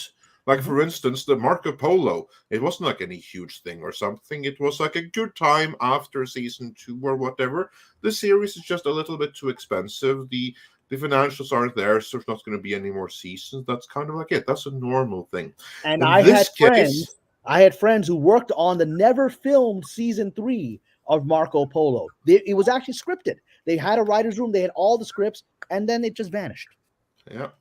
But in this case, it's the headlines. This never happens. It never happens that it's the headlines of the trades that this series is cancelled. Big letters on the Hollywood Reporter, on Variety and Deadline Hollywood. All of them are running in big capital letters. Cowboy Bebop cancelled. And so quickly, 3 weeks after it premiered. This is unprecedented. There has never been this kind of focus on a cancellation ever before in Hollywood history. Now, I don't know that that's true, but I submit that there's never been this kind of coverage of a cancellation. Why is this cancellation getting such press and such attention rather than just quietly being brushed under the carpet, which is the usual way that cancellations of big projects that crash and burn happen. Well, I will put it another way. Usually they will, even if they do decide to do this, unless it's something like the joke I made earlier, like the Pauly Shore show, where it was clearly a disaster and they canceled it, like 3-4 episodes in or whatever it was. This, I think you're right, Andre. This is like unprecedented, like the way they're announcing this before the show has even finished kind of like having its ability to do its run on Netflix. Exactly. Right? I mean, the run ain't done. It's 3 weeks in. With streaming, they usually give it time. It's not even been a month. Yeah, this is kind of a bit this like is unprecedented. Unprecedented, I guess, is the word for it. So, like, let me hear your reasoning as to why you think this is, because I have a slight theory as well, and then I want to, of course, your Cameron and as well. But yeah, like, I know you've been wanting to hit on this for a while, so let's hear what you think. No, actually, I want to hear the industry perspective from Kamran, because what it tells me is that someone is desperate to make it clear that this was a failure and we are never to do that again. This is a narrative that is being put out there. Someone, for whatever reason, this I don't know. I won't speculate on what's the goal behind it. But when you have this kind of like, or with these headlines, someone is putting out a message that this was a mistake and don't do this mistake again. Well, I'm very interested to hear RM's perspective, and Thomas said he has his theory. My perspective is very simple, actually. Anime is a threat to Hollywood. It is seen as a threat by the club of Hollywood that's still there, that believes it can control the narrative of storytelling worldwide. And manga and animes have turned that upside down. My niece, she's 17 years old, is a huge manga and anime fan, right? And she watches more manga than she does regular animation or other stuff, or more anime. And so it is seen as a threat to Hollywood's effort to control where the narrative of storytelling globally comes from, and especially because the Japanese are not necessarily a woke culture. And especially with regard to mangas and animes, they can often be very anti-woke. They often represent aspects of human sexuality and other things that are, let's just say, more traditional in their perspectives about male-female attraction, and often some bizarre kinds of attraction. But it is something that is seen as a culture that is trying to supplant Hollywood's effort to control the global storytelling narrative. And so there is, in my opinion, yes, very much an organized effort to try to make people think in the industry. This is a message for the industry. This isn't going to make you money. Don't spend too much time on this. Don't give this any more of an audience and a boost. It's not going to matter because the audience already exists. Like my niece, she doesn't care what Deadline has to say. She's going to keep watching this stuff. And so this is a mistake. That's my perspective. Yes, and I think you make a very good point, Cameron. And we've already seen in some circumstances, in some articles, that say that the anime was bad, and it's almost as if the live action series was going to do this correction. Let's correct the wrongs that were in the anime, or the anime did a bad job by this character. Hubris. And, we need to correct this. We need to make this right. But to be honest with you, it seems like they got hit on all fronts. And, for example, with the casting, which seemed to kind of fall apart, the costumes were not appealing to a lot of people. And it's, honestly, the lead female character, who looks so different and really is just an appealing, beautiful woman. This actress, who is also beautiful, they didn't make her look as good as she could have. That really was the problem. And it's true, even if her build was different, it doesn't really matter. This is Hollywood. We can make people look a certain way. It's sabotage. This is my perspective. Whenever something is seen as threatening the narrative, they will do it in a way that sabotages its success so they can claim its failure. There was only one movie ever really made about the Palestinian perspective in Hollywood, and it was, again, made with a Jewish filmmaker. It couldn't be a Palestinian filmmaker, couldn't make it, right? And it was Miral, and they essentially made it, not a great story, so that you go, well, I guess Palestinian story narrative is, nobody really wants to see that. We just want to hear the Israeli point of view in these stories, right? Because they needed that to be that way. The way it was executed was to make sure the narrative itself goes away. Yes, and even in I think it was a Kotaku article where they spoke about what Japan's response was to the characters. That also was very sad. But look at for one of the examples where they talked about years ago, there was an exciting idea of Keanu playing one of the characters, and that would have been exciting. Like Keanu playing this in live action, yeah, I would have watched that. I think everyone would have watched a film like that. But having that very nice actor take the lead and be the age that he was, look at what a disaster it kind of was for dear Evan Hansen. Even though we love that particular artist, and he was wonderful in the role in Broadway. Now, they went ahead, even after accepting that he would play the lead role in Dear Evan Hansen at 40 or however old that gentleman is. Now they're going back and changing the film to make him look younger because people aren't comfortable with it. And let's just be honest with it. I do love that actor. Was I comfortable with him playing that role in Cowboy Bebop? No, I was not. Do I have anything against him? No. But let's just be honest about it. He's a 20-year-old character. And this is what happens when you sometimes do things like this. You're going to substitute someone like that to do that. The outcome may not be what you expect it to be. And that's all that happens. Sometimes that will add to this culmination of some of the actors' responses to criticism about how the characters looked. And, the costumes were not necessarily the most incredible looking costumes for this type of story. Some people even have said that animation was so beautiful and so cool looking and exciting that it was hard to recreate in live action. But honestly, I think that the combination of all of these things has really led to the demise of this particular live action series. And possibly the demise of anime adaptations moving forward, at least for the near future. I think in the longer term future, the economics are just going to force them to do it. But for the near term, they're going to try to say, nobody really wants to see this stuff. Let's leave it in Japan. Yes. Oh, that's a very interesting perspective. So Tom, you had a theory. Let's hear your well, just going off of what's going on with Netflix, let's go back to the cuties business. Okay. Let's bring up Death Note. Let's bring up a lot of other things like that they've gotten a lot of flack over. And then recently, you have the Dave Chappelle situation on the other end of it. And you have the sudden cancellation of the show after basically the cast decided to use the Ghostbusters playbook from the start to promote this thing.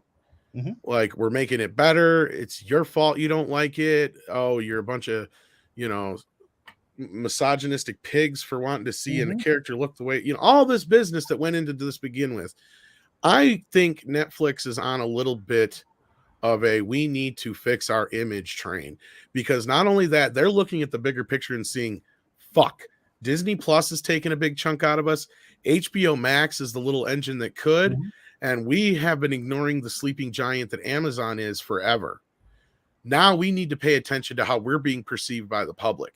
And something like this, after something like Death Note and some of these other adaptations that they've had that have not gone very well, I think that's going to be a kick to the nuts to them. And when you got shows like Cobra Kai and Squid Games and some of these other lesser, like, woke propaganda shows doing very, very, very, very, very fucking well, like, I think that they're going to be paying attention to that. And sure, they were never going to admit publicly that Cuties was a disaster, and they're never going to strip it down publicly. But this was a situation where I think they needed to fix their public image on this one, and they knew how to do it quickly. And that was, you know what? The series is bombing. It may be getting viewed by people, but everybody who's seeing it is not liking it. And they have their own metrics and things on this on the inside. Plus, they're seeing the reaction to it on Twitter and the reaction they're getting from the critics and the audience alike. And like you guys just said, anime and manga and stuff like that is huge right now, right? It's huge. So I can imagine the first week or so of this being on Netflix was huge for them. And they saw the massive drop off and they saw the reaction and they paid attention to that. And I think they saw that between everything that's happened in the last year or so and the way that people got behind them with Chappelle and the way that things have kind of been turning, I think they're seeing this as, we need to fix our image as Netflix. We need to be the ones that this is the place to be for all the entertainment, because in a year or two from now, they're going to be struggling to hang on to a lot of those subscribers. So they need to be known as the place to be. And they're going to listen to their fans, or the fans, right? And I mean, I could be wrong, but I do feel like that is what it is. It's kind of like a big, like, we need to make this out there publicly known that I don't think Motu's going to get a second season, but I just don't think anybody gives enough shit to where they're going to make a public spectacle of it like they did with this. I think you're right, Cameron. I think Cowboy Bebop is such a big deal to people that they needed to make this a public apology to them, kind of, in a way.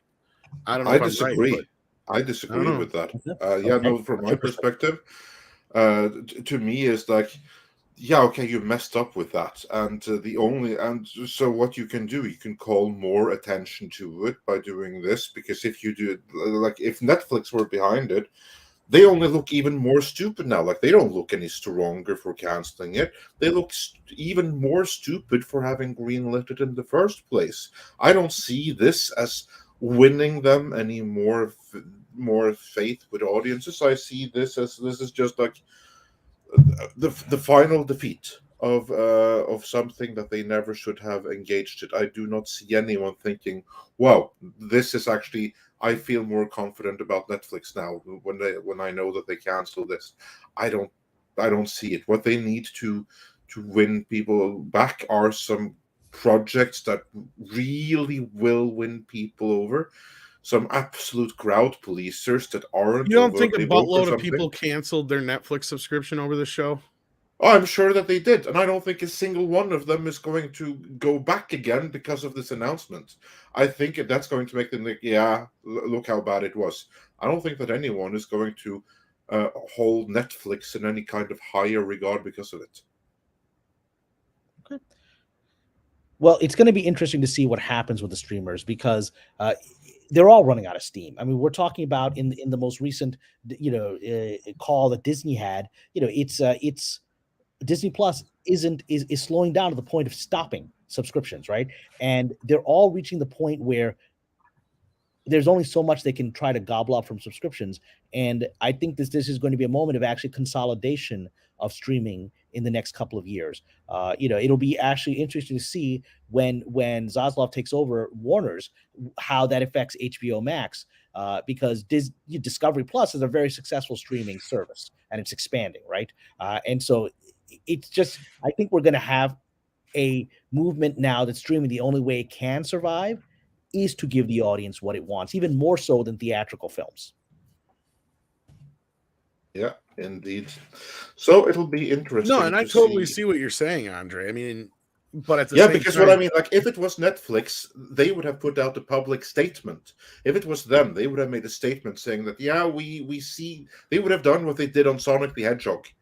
Then they would have. If it was them, they would have gone. They was like, yeah, we see the response. Okay, so here's the other side then. The people behind the show are putting it out there because it happened, and they're trying to get people to rally behind it, and it ain't going to happen. That's the other scenario then, Andre, I guess, that you got here, because otherwise, I mean, Netflix has got to fix its image right now. And I think, and this ain't the way of doing it. If they had gone out with some kind of public statement saying that, yeah, okay, I'll give you that. I'll give you that. We hear the reaction.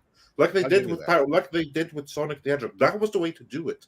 They went out and they understood the reaction. They listened to the audience, and they made corrections there on out. There's nothing of this here. This is like just, we have gotten word that it's cancelled. That doesn't look good on Netflix, because now it looks like they behind the show on top of everything else. Well, then that's the people behind the show trying to rally like an Expanse type of saving the show, and it ain't going to happen. No, far from it. And that's why I think Kevin Smith is out there going, I hope for a season 2. Is because he knows that shit ain't in the bag yet, and they probably told him that. It's not in the bag, obviously, and he may be hoping for some kind of like expansion. Ain't gonna happen. I don't think anybody. Well, that ain't gonna happen. But I'll put it to you this way: nobody even gives a shit enough to fucking practically pirate that crap. I shit you not. Like, I go and look at the numbers sometimes, and that's how I gauge a lot of popularity of shows, because I'll tell you, if people want to see it, it is pirated like crazy, and you'll see how many people are pirating it, how many people are whatever. There's literally, and I shit you not, in the single digits of people having Motu revelations out there. Nobody gives a shit about this fucking show. It is such a minimal thing. So Kevin going like, it's the talk of the town, and everybody's like, bullshit. Who's watching it, Kevin? Your mom? Because that's about it. You and Ted Biaselli. That's about it. Nobody else is watching the show. Anyway, we got to keep moving. We What got were to you keep moving. saying? I'm going to be leaving in a few minutes. I saw a couple of super chats with my name fly across the screen. If you want to address those, and then I have to step down probably in about 5-10 minutes. Yeah, I shall take a look and see what we have here behind the scenes. Give me 1 second. Sure. And then we are going to go through every Here's last one super from Michael chat here Miller as for well. Cameron that says, "Can you explain this phenomenon of fans are wrong for wanting better?" Well, I that think he's phenomenon. referring to the studios feeling that way, I think. But yeah, Or at least certain people in the studios, Right, what I right, call right. the club, right? The Hollywood elites, right? It is a phenomenon that we've obviously witnessed. I would suggest, and this is because we've been mired in this war for content, for good content, for about 5 years now. We're mired in it. I think that as a result of that, it's hard for us to understand that this perspective you're talking about is not the norm in Hollywood historically. And I hope and I expect in the near future it will return to the norms. The norms have always been this is a business, right? Yeah, they've always wanted to put their political ideologies in there, but it's just general sort of liberalism, stuff like that, But it's at the end of the day, money has always talked. The bizarre phenomenon that we've experienced, really starting in 2016 with Ghostbusters 2016 and going on with the Star Wars movies and with The Last Jedi. I mean, I think The Force Awakens wasn't a woke movie. It's just a remake that wasn't very well thought out. But The Last Jedi was an intentional attack on fans. It was intended to be. I think the director was clear about that. And I think that was linked to a very unique political moment when a certain individual got elected president, and Hollywood had a panic attack because they didn't see it coming, and they believed that at least they convinced themselves that the nation was about to become 1939 Germany, right? And so they convinced themselves that they had to change the national and global narrative to save us all from the rise of fascism. They convinced themselves that. And so it was very done in a very ugly, ham-fisted, and stupid way where they put all these stories out without, poorly thought out, bad stories, minority characters being pushed forward without any character, just to be there as an identity purpose. And so all of that was a conglomeration of events where they felt they had lost control of a narrative that they didn't understand. And so now I think we are coming out of that drunken sailor moment where we're getting the hangover. We're in the hangover moment. But I think the damage is actually deeper to the fan base. And this is a conversation, Tom, that we just had a few days ago on toxic femininity, Midnight broadcast, and RM, you were there for that, which is that I think my friend Nina was saying that, even all the hope I was giving for the future, she was very badly hurt. And Tom has said this, that he's been really scarred by this. I think that's a very deep phenomenon in the fan base, that what happened in the last 5 years has made us lose faith in entertainment that we're being given. And that's certainly dangerous for Hollywood, because that means we're not going to come back, as many people, as Nina said, she doesn't want to come back, right? And so this is going to be a scar that's going to last for a while.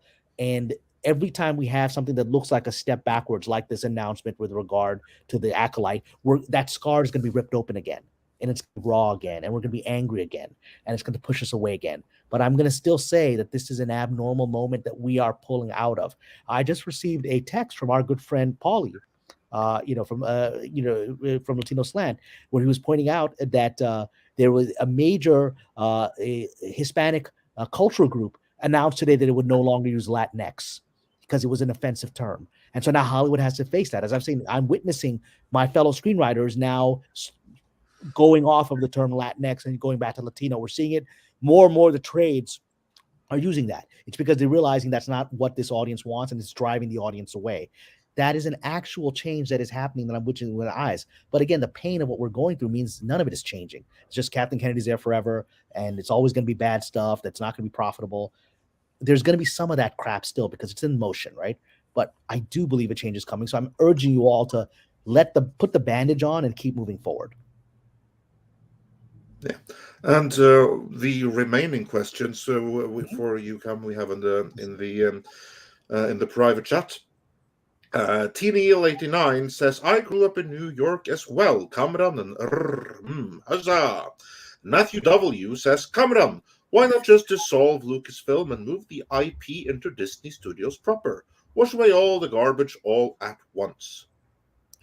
And I think that would be a move that's even more extreme than trying to oust Miss Kathleen Kennedy and humiliate her, right? It's ending a brand. It's ending a brand. Lucasfilm has been a brand since Star Wars. At least it's been a global brand since then. I don't know if he did American Graffiti under that brand. But it's been I think American Graffiti and THX might have even had that moniker. Yeah, but yeah, but- as far as like being a major player, And so for us, we all see the glittering Lucasfilm thing. It used to give me it used to give me chills when I would see it, right? I don't have those feelings anymore. But I don't think that corporation, that brand is going to be disassembled, and I don't think it's in their interest to do that. So they just have to try to fix it, and it's going to take some time because of the things that we talked about. There's a lot of damage there. Yeah, and then we had Rod Thunderheart, who says, "Hail, Andre, Tom, Rrrr, and Kamran. Cam, I don't always comment, but appreciate your Patreon post, sir. I'm quite hyped for the new Sonic movie. Yes, everyone, go check out Kamran's Patreon. Yep. The link for that is in the description. There's And stuff that's there where I that give can't my be- conspiracy theories without any hesitation. So Exactly. come out. And Mags says for $5, exactly, Kamran. In the age of social media, we are getting disrespected and hurt in real time. It will take years, if any, to gain our trust back. That's fair. That's fair. But I'm going to be the voice of regaining that trust. I don't think anyone is benefiting from us being in a state of constant negative expectation. I think that will lead, if we don't come see Ghostbusters Afterlife, if we don't come support things we care about, they're going to be like, all right, I guess there is no audience for anything. And so I'm just going to go back to making the crap that we want if no one's going to watch it. Yeah. And Mr. Tickle Trunk said for $2 Canadian, chat loves your face too, Kamran. I'll take that. Thank you very kindly. Yeah. And with that, I believe we are caught up on Super Chats for Kamran, unless something came up on screen. Did we get in this the one last from Matthew couple of W? minutes. I addressed it. We did this one? Okay. Yes, we got that one. Okay. We got that one. I'm just double We checking. got it. Yeah. Well, so Andre, I want to thank you again for having me on as a guest here, and letting me share my speculations. Many of those speculations have surprisingly come true, and that's why I've got a little bit of reputation. I'm a human being. I'm not going to be right about everything, but I've seen enough of this town to have a vibe about certain things. So, and I thank you for letting me share my speculations here on this channel again. I thank you, Tom, for never being afraid to challenge me, because like I said, I'm just a guy and I don't have all the information. You have information that I don't. I think I have some information other people don't, and that's how we come to some maybe understanding what's happening here. And I just thank you for always bringing such incredible grace and dignity and a centering energy to this, because you got a bunch of guys we can all fight it out here, but you keep us centered, and that's, I think, the greatest grace of the feminine energy. So thank you for that. And that is also Thank a you for the beauty kind here, words. that we can have a discussion. We don't always have to agree on everything, and we can bring up different perspectives. But that's important. We can have the conversation and we can have the disagreements. Yeah. And we can move forward afterwards. A lot of people are talking about the Star Wars game. Did you see the trailer for that, Cameron, or no? I haven't seen the trailer, but I understand it's Okay. set in this High Republic world. So yeah, Yeah, that High Republic, it's a dying brand, but it's not a dead brand, regrettably, unfortunately. But again, keep in mind, these are things. A game takes a long. I've written a game. I wrote 50 Cent, Blood on the Sand. It took a couple of years from when I wrote it for it to get into production, right? And so these things take a while to get made. So they're part of a train that's pulling in that was set in motion a couple of years ago. So we're gonna have to let those trains leave the station so we can get them out of our system. Well, I would disagree with Corsair Raven. They must all be fired. They kicked me off. The Flying Monkeys kicked me off of Twitter, so I have an evil eye out for all of them. And I trying to see if any of our member chats. Well, we have I one wanna from say Rod Thunderheart who says, Rod. "Hail, Cam," and says, "Cam, I don't always comment, but appreciate your Patreon post, sir. I'm quite hyped for the new song." Oh, you read that one already. Sorry, Andre. Yeah. Okay, so you got all those. Okay, never mind then. All right, Yeah, no, all of those bases. those ones we got, all of them. I want to make sure I'm covering bases here. So I'm going to step out, but before I go, everyone, look, please hit the like. We've got 880 likes, but 1,263 people watching. This has, I think, been a very interesting discussion. It's worthy of a like. And I think we presented to you some interesting scenarios that I don't think other channels are talking about. I think a lot of channels go from a place of emotion and reaction, and we're trying to analyze the possible series of events. And so far, remarkably, not just on the stuff that I talk about, but if you look at the video that came out today, Midnight's Edge, with Star Trek, this channel has consistently presented futures that tend to manifest. because it's analyzing them from a business standpoint. And there's always a few different ways it could play out. But this channel keeps, Midnight Sets keeps hitting it.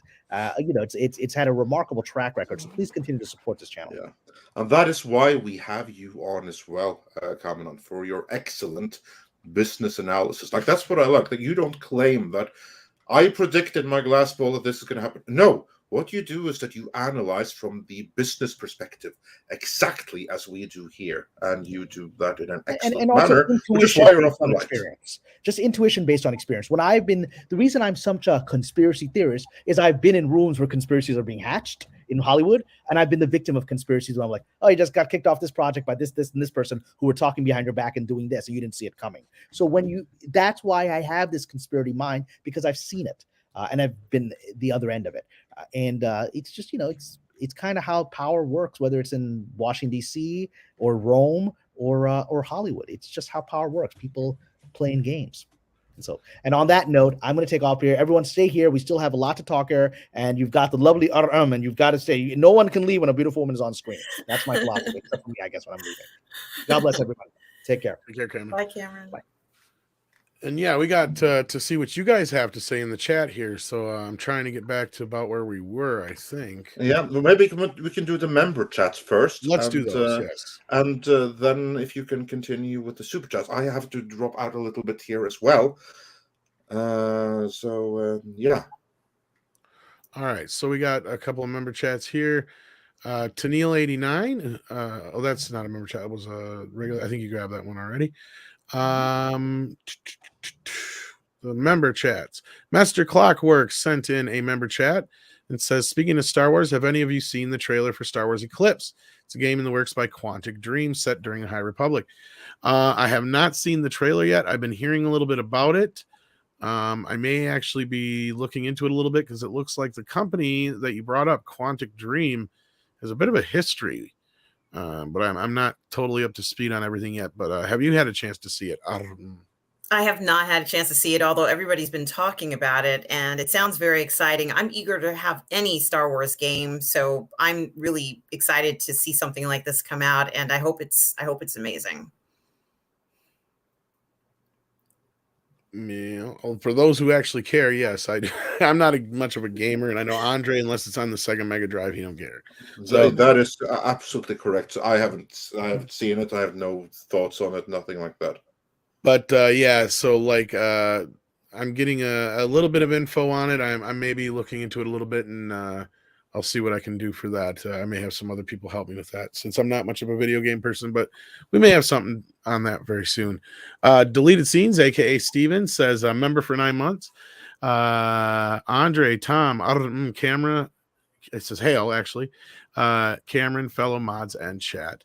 Well, thank you for that. And then Lord Trinan said, hail all. I have friends who think Sonic 1 Backlash was planned public stunt. I have my doubts.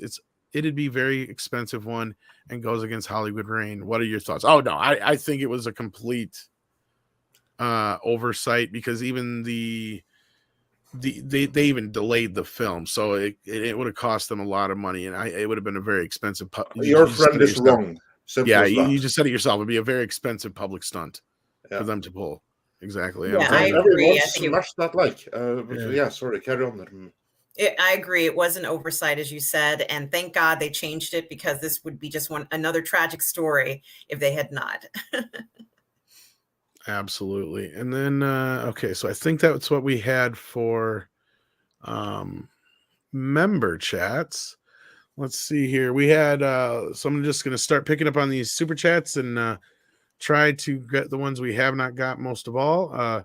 Master Clockwork sent I have to drop off for a while here. So Tom, you get the. I'll try to get to these here. Yeah, perfect. Master Clockwork said, "Hey Andre, Alex Kidd the movie. Before you leave, if you're still there." Yeah. Sure. Why not? I mean, of all Sega properties to make movies out of, that's not my first choice. But hey, why not? Why not make an animated Alex the Kidd movie for the kids? Sure. You know of Alex Kidd at all? I don't have a comment, or I'm sorry, I'm not familiar with it. No, I apologize. You really haven't missed out. It was like Sega's. I was gonna say, I vaguely remember the game. before Sonic the Hedgehog. It has its fans. It's very nostalgic, and if you try playing it today, chances are you're not going to get into it unless you were a fan that has that nostalgia. It's a I very tried generic playing it. kind of game, yeah. Yeah, it's like it's their attempt at a Mario ripoff, Pretty kind much. of. Yeah.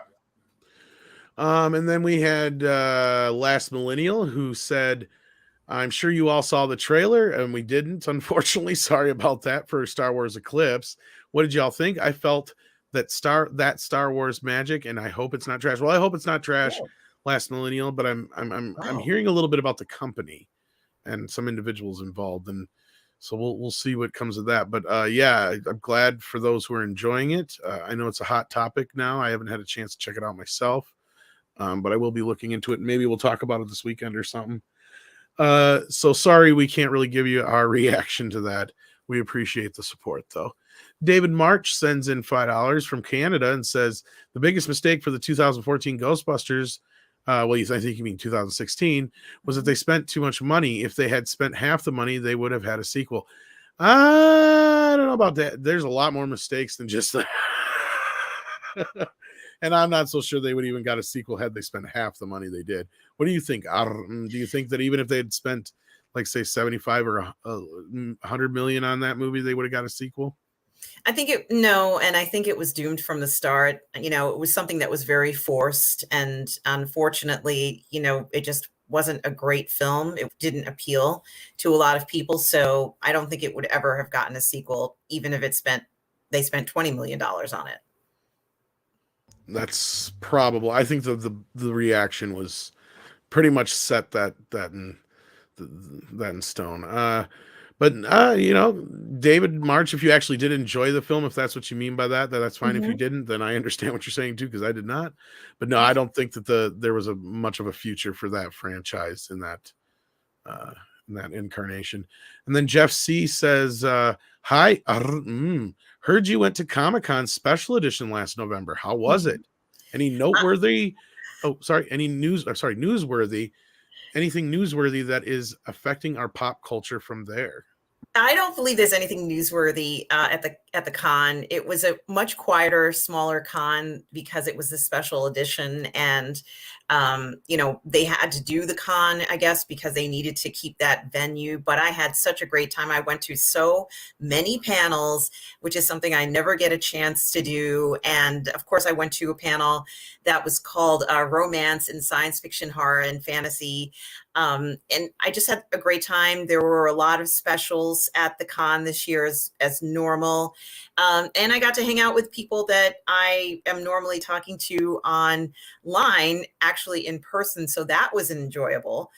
It was a great con all around. I even got a chance to go to the Masquerade Ball, which I never get a chance to go to anything like that, and just had such a spectacular time. I loved it. I also, another panel that I went to that I liked a lot was a panel called Docs That Rock. It's about upcoming documentaries, and it just really was all around enjoyable. I needed to go to it. I felt like I needed to have contact with people and just talk about the fandom. It was really therapeutic for me, and it just was so wonderful. So that's pretty much it.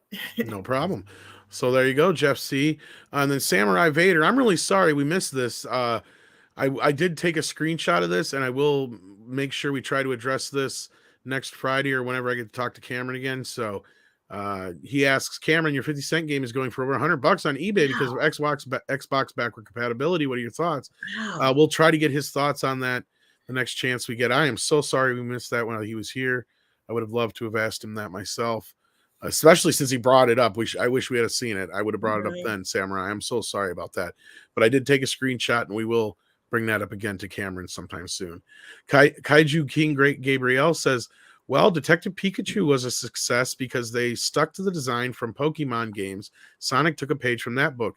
Also, hail everyone. Yeah, if you pay homage and you pay respect, fans will enjoy it. They'll even forgive a lot more of when you at least try to make an effort, I feel like, than if you don't.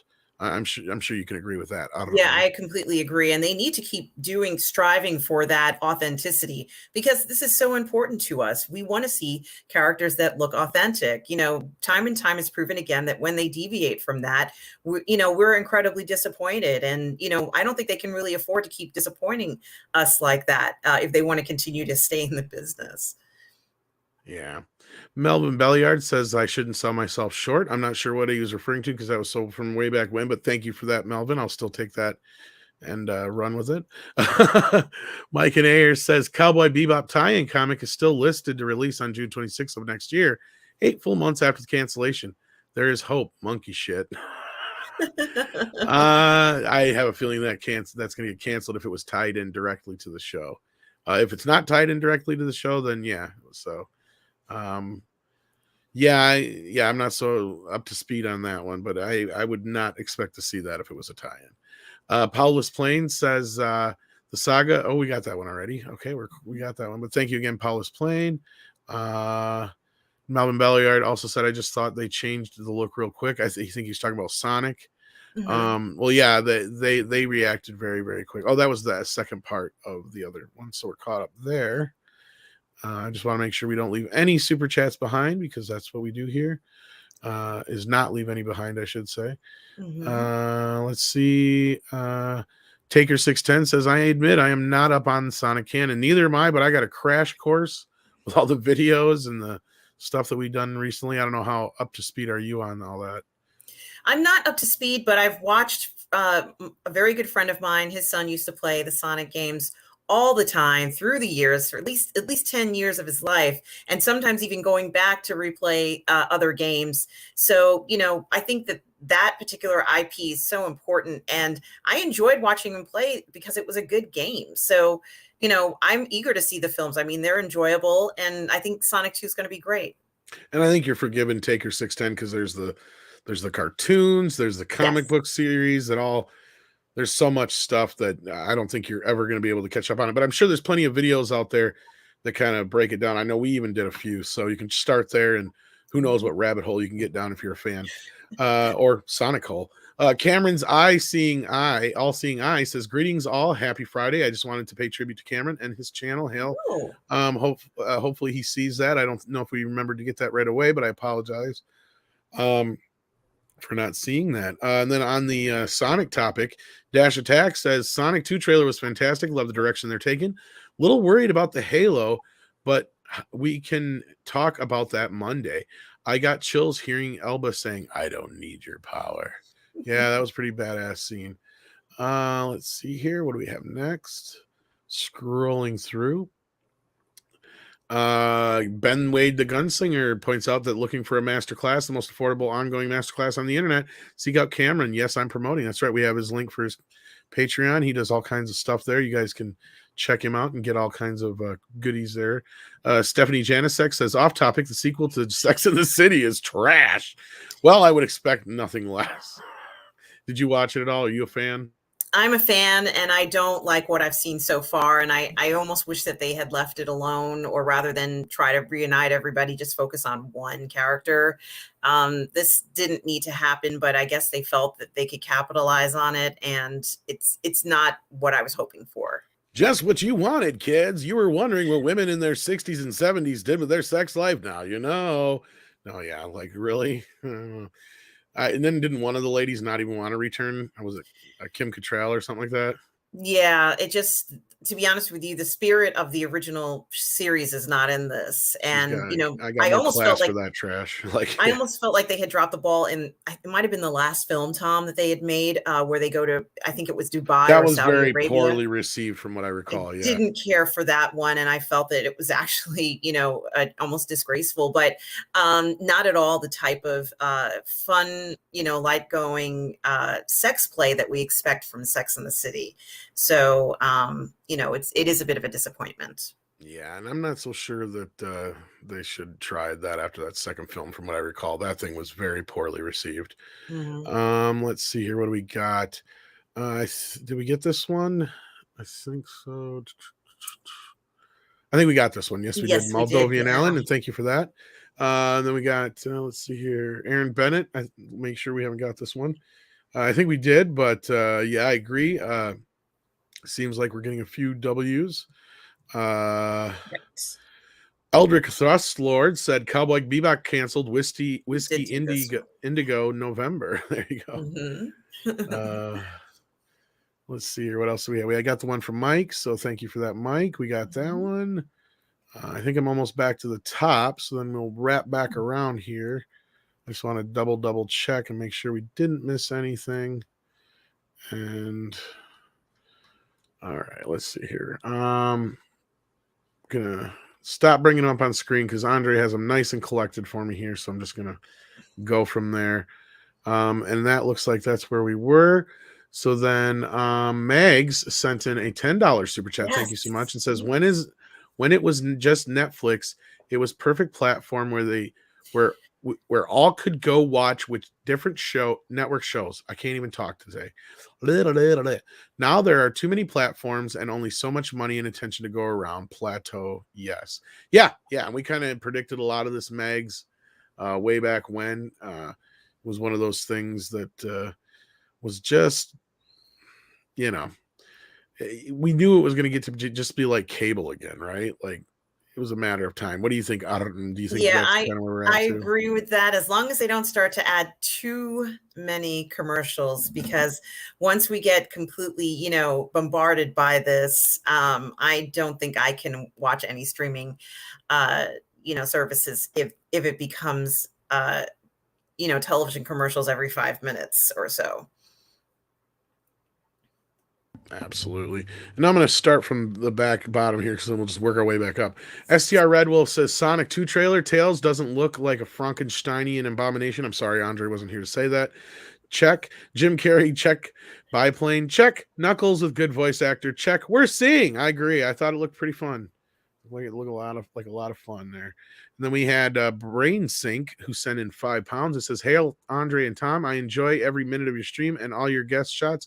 Shout out to Rrrr for being such a lovely lady." Thank you for that. so much. Yes, and you can also catch Rrrr on her own channel and on the Burnett Work quite often as well. Yes, thank you, Tom. Yes, Joachim Stark says FAA to award 15 more people with commercial space astronaut wings. Among them, William Shatner. That is amazing. Yes. And I'm sure he's honored. That's awesome. Glad to hear it. Marksman 117B says, do you think Sunrise, the IP holder of Bebop, set Netflix up?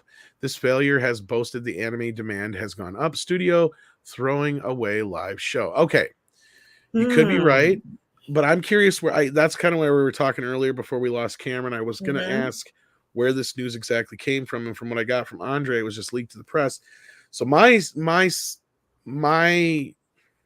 if I had to speculate, if the company put it out there, they're trying to save the show. I think they're trying to pull a campaign and it just ain't going to work.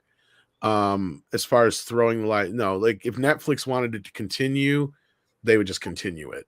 Like they would know what worth it is to them, and the studio that would make it they would lose a lot of money if they just threw the show away. But I mean, I'm sure that they're making money on both ends, and that maybe even something that Netflix compared it to, because the original anime is up there now, and they probably saw, well, look at all these people who were watching this as a comparison to the reboot. And that might have been another factor in deciding this.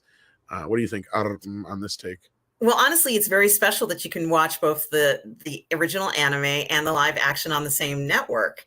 Like you can go back and forth and watch one versus the other. They're both on Netflix, right? Right, Tom? Yep. Yeah, at least the last word I checked. Yeah, that's very special. Like, I think most people would love to have that option. But I do think that a failure for the live action series is not good for anyone. I don't think it's going to benefit anyone, and it's unfortunate that it ended this way. But to be honest with you, I think it would have been just more of a success if the casting and those costumes were different. I mean, I watched the trailers, and looking at the special effects wise and the production design and all that business, stuff looked pretty spot on. But it was like, you're right, like the characterization, it sounded like, and some of the other decisions they made in that department sound like were more the problem. When you take such a beautiful young woman like that and, kind of dress her so down, it's not going to create the fantasy that we want that we had with Cowboy Bebop. Can't have the male gaze, though. Rod Thunderhard is in the house, and he sends in $5 Canadian. Says, "Hail, Midnight's Edge in the morning. Just wanted to thank Drunk Andre again for Motu Wake. I listen every time I need a laugh and hear Andre a lot liquored up.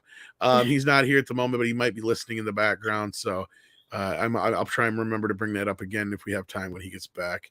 But yeah, that was quite a day for us. I would say we were that was a bit of surprise for me when Andre was already kind of lit when we started. And was that the first one, Tom, that we were all on? I believe so. If that was the one you were on, yeah, because like he was drunk, and I don't think I've ever heard Andre drunk before, and he was like, "Yeah, this is a special occasion, or should we say awake?" And that's kind of how it started. And then Ram Bam 3000 chimes in here and says, "In Ree Cameron's point, Hollywood is super tanker that needs to get itself turned around." Yeah, I've said that before too. Like that's the one thing, and I get it. I want to be positive. I want a positive outlook, but on the other end of this, I've heard enough shit about people like Pablo Hidalgo, and I'm not so sure about Filoni's intentions. I do believe Favreau has the best intentions in his heart, and he wants to take this forward and do the best thing for Star Wars. I'm just not so sure he's going to be able to with the resistance he's under. And I hopefully, the better stuff prevails. But yeah, are you looking forward to what's coming up? Otherwise, that I am looking forward to, obviously the Book of Boba Fett that's coming up, and a lot of other things like the Obi-Wan series, as well as the Ahsoka Tano series. So I am looking forward to it very much so. And I'm confident that the Book of Boba Fett is going to be as great as how I found The Mandalorian. I think we're going to be pleasantly surprised. We won't get a Baby Yoda, but we'll get something that has the impact of Baby Yoda. Baby Jabba. I'm calling it now. No, I'm just kidding. Possibly in Boba Fett's past that, there's a lot of things we want to see as fans, and I think they're going to give that to us. And that alone, Baby Sarlacc. Yes, that alone is going to, I think, please a lot of fans out there. He started as a little plant, and then he ate me, but then he realized who I was, and he spat me out. That's why I love the little Sarlacc. Well, there's a lot of you're kind of right on the mark. Some of the comics and some of the books seem to indicate that he might have had some special connection with it. But oh Lord, I was kidding. Shit. Or was able to contact or have some sort of way that he could communicate with the Sarlacc. Like it's very fascinating. Oh Lord, no, please, I take it back. I don't think that would be depicted in the live action, but it's very interesting to talk about these interactions between Boba Fett and the Sarlacc, and how on earth did he get out of this pit? So we all want to know. I'll go with my robot chicken head cannon. He just managed to get out. Like that's all it matters. I don't know if you ever saw those, but like I don't have a Boba fetish. Like I've never understood the obsession with the character outside of he looks cool, but I got more obsessed with him when Tamora Morrison started playing him because he's kind of hot, and I was like, this guy's hot. I'm like, he's gonna be Boba Fett. I was like, this is really hot. So I really started to like him even more than I liked him before. But I think that Tamora has brought so much substance to the role, and has had maybe the biggest impact any actor has had, because he plays all the clones, and then his likeness is everywhere. We couldn't count the number of times that his likeness has been used. So he's been impactful in more ways than one. Absolutely. Sorry, I was muted. I didn't realize it. It's okay. And then I don't really have a Boba fetish, but I hope the fans get what they want out of this. I have high hopes for Robert Rodriguez. I like what he does. So hopefully it's good. But yeah, so we'll see. Meg says, thank you, Cameron. Thank you for helping us feel respected again. Love too much heart's brokenness. we have given up on. There needs to over be our healing, RPGs. Tom. There really needs to be healing. I mean, this is disappointments like this, they really hurt us because we look Yeah. so much and spend so much time in our lives in the fandom, looking forward to these IPs and the things we love. And then when they do things to them, it is a personal hurt. It actually affects our psychology because, you know, I was looking at a paper where they said that when we go to see films, our serotonin levels increase. It gives us happy feelings. Think about how we felt when we saw Ghostbusters, Tom, and how good it felt to have those feelings back. That good feeling is why we go to our IPs and what we're looking for. We want to relive those moments. We don't want to be disappointed. And so, you know, we have been heartbroken and we do need to start the process of healing again. Absolutely. And then we had Michael Strelitz next, who says, Cameron, can you explain? Oh, well, this is when Cameron was here. Says, can you explain why they get rid of the shows people want and they renew the crap no one wants? Well, this is a very, very complicated question. A lot of it has to do with everything from internal politics to how much a show costs, how popular it is, if it's a merchandising Contractual obligations. I think in this case, as far as like you have something like Cowboy Bebop, it was clearly seen that nobody was enjoying it. And whether it was Netflix, who I don't know if they put the word out there, it sounds more like it was somebody else on the inside. But when Netflix made this decision, it was fairly swift. And they knew that this was not going to continue. But then usually you have shit like Batwoman or whatever that just cannot end. And it's because if it does end, then it signifies some kind of loss to them. And no matter how low level the ratings are, they'll just keep it going and keep it going. And then sometimes the show just gets canceled because it costs too much. I mean, you'll have that too. Like, I know Deadwood was a show that was very popular, but it just happened to cost too much. So they just couldn't continue to spend the money on it. And you'll have that kind of a thing sometimes, or sadly an actor will pass away or somebody will leave. It's a million different things that'll happen. You have like the whole thing with Dexter where, you know, there's internal arguments and somebody leaves and then now they're coming back and trying to refix it. It's these kind of things happen all the time. And again, it's such a nuanced question, Michael. I wish I could give you a much better answer to this, but like this question alone could almost constitute an entire stream. It really could. And I think, you know, a good portion of it is, as you said, Tom, budgets and contracts that get into a lot of these situations. They just don't have the money to produce a great show and it might cost a lot. And this, you know, the studios or whoever's funding it, they just don't want to put the money into it anymore. Yeah. Then Michael Miller on the Star Trek Viacom side of things asks, with Viacom stock in the toilet, when they going to man up and fire the Dark Lord Kurtzman? I don't know. He doesn't have the greatest contract in the world. And at this point, they're just continuing to use Star Trek for the same means they did before. I don't think they've learned any of their lessons. This is kind of more of a Batwoman thing. They're kind of doubling down, if anything. But the cracks are starting to show. I think we did a great job on our report yesterday. I think there's a few things we could have hit home a little bit more. I know we got a little bit more reporting to do on this, but that's the sad part is most people just don't give a shit anymore. Like it's just kind of been pushed. Like, I know you've been hanging around Robert and he has just been blowing a gasket over Discovery. I don't even understand why the man's putting himself through this. Yeah, it seems like he's a cutter, you know, like an emotional cutter, you know, like right? I'm going to watch it again and I'm hurting myself and, oh, this is painful. I'm just going to keep doing it. But I do want to say something about this. And another viewer did send in a super chat asking if there was anything at the con that had any impact over the fandom. And what I was going to say is, for the first time in a long time, I went to a panel about Star Trek. And in this particular panel was hosted by a man who does a fantastic blog on Star Trek. And he purposefully asked if there were fans of Star Trek Discovery. And of course there were. And there were specific fans who only like Star Trek Discovery. And I have to confess that, you know, I listened to them and I was happy to see their passion about the series, just like with anyone who may be passionate about it. But there are fans and, you know, they're starting to make themselves known. And, you know, I support their interests.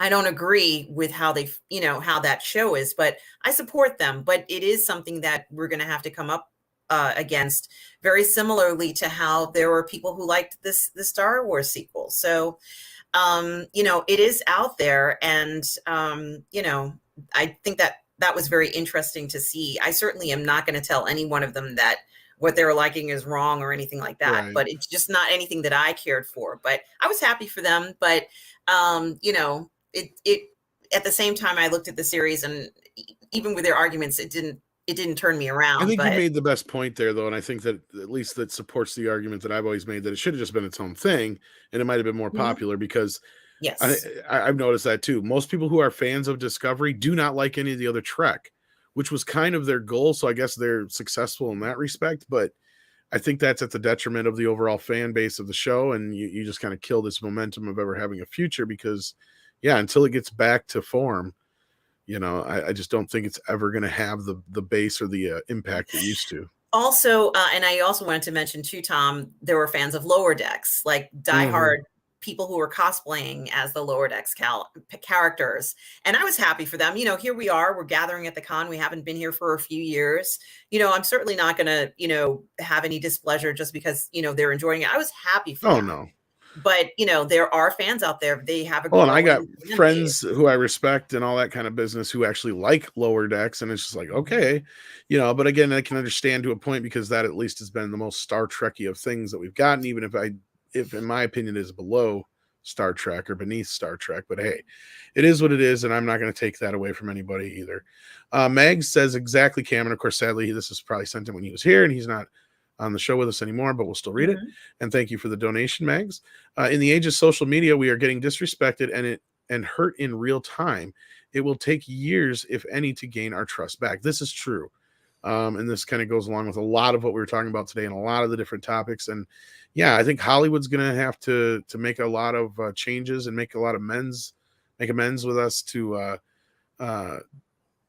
really fix this. And I don't think that we're ever going to get a lot of that, because it's not notorious for them to do such things, at least in recent years. But there was a time when Hollywood would totally own the bullshit, and they'd be like, yeah, we fucked up, and here we go. We were going to try and make it better, and they would do that on a normal, like any business, right? Like, you fuck up. Of course. They You want tell to make customer, amends. yeah. Yeah. And Tom, I'm not saying he is the only person who's ever said this, but the only person that I recall saying this as a producer, or let's say in the entertainment industry, who wants to have that authenticity to the story is Dave Filoni.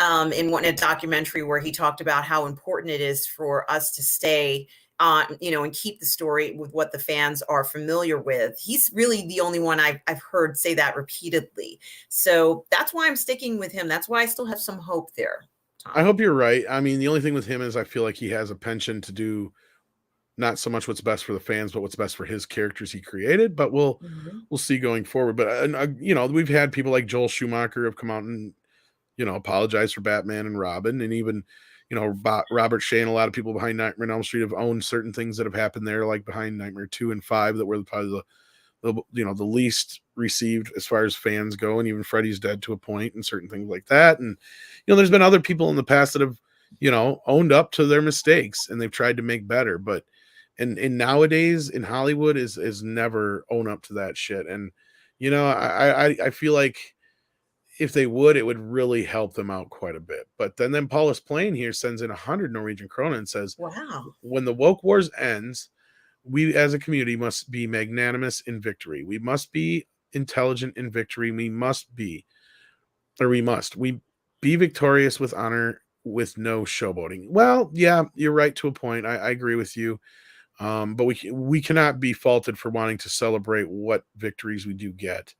When I see something like, and especially when it comes to things like Ghostbusters and things like that, do celebrate, do showboat a little bit. But yeah, no, I agree with you on other things. Like when it comes to let's say with this Cowboy Bebop thing, or even Star Trek Discovery and certain things like that. Like if there's fans of Cowboy Bebop that liked this show, I'm not going to pick on them for it. I had a lot of this issue with the Miles thing, and I kept reminding a lot of the idiots who kept coming into my thread over and over and over and over again. It's like, look, I'm not on your Twitter thread. I'm not on anybody else's thread who's celebrating this. I'm not telling anybody else they can't enjoy this. I'm not telling anybody else they shouldn't enjoy this. All I'm doing is I put one statement out there and everybody lost their fucking minds. Right? Is really all that happened. But no, like, again, I have no, I think no, we should never ever really like be that much of a dickhole and go out of our way to showboat. I agree with you there completely. Mag says when it was just Netflix, it was perfect platform. We could all watch different network shows. Now there are too many platforms, and now we're back up to where we were. Yes. So we covered this one already. So I'm glad I caught up there. And then let's see here. Let's go back down to the bottom again. And I know some people said that if you think we missed your super chat, let me know. But I think we've got most of the earlier ones now. Let's see here. I know Ben Wade, I think you thought if you only sent one, I know we read one earlier, but let me double check and see if you didn't send another one here real quick, just to make sure, because I don't want to miss any. Where did it go? Here it is.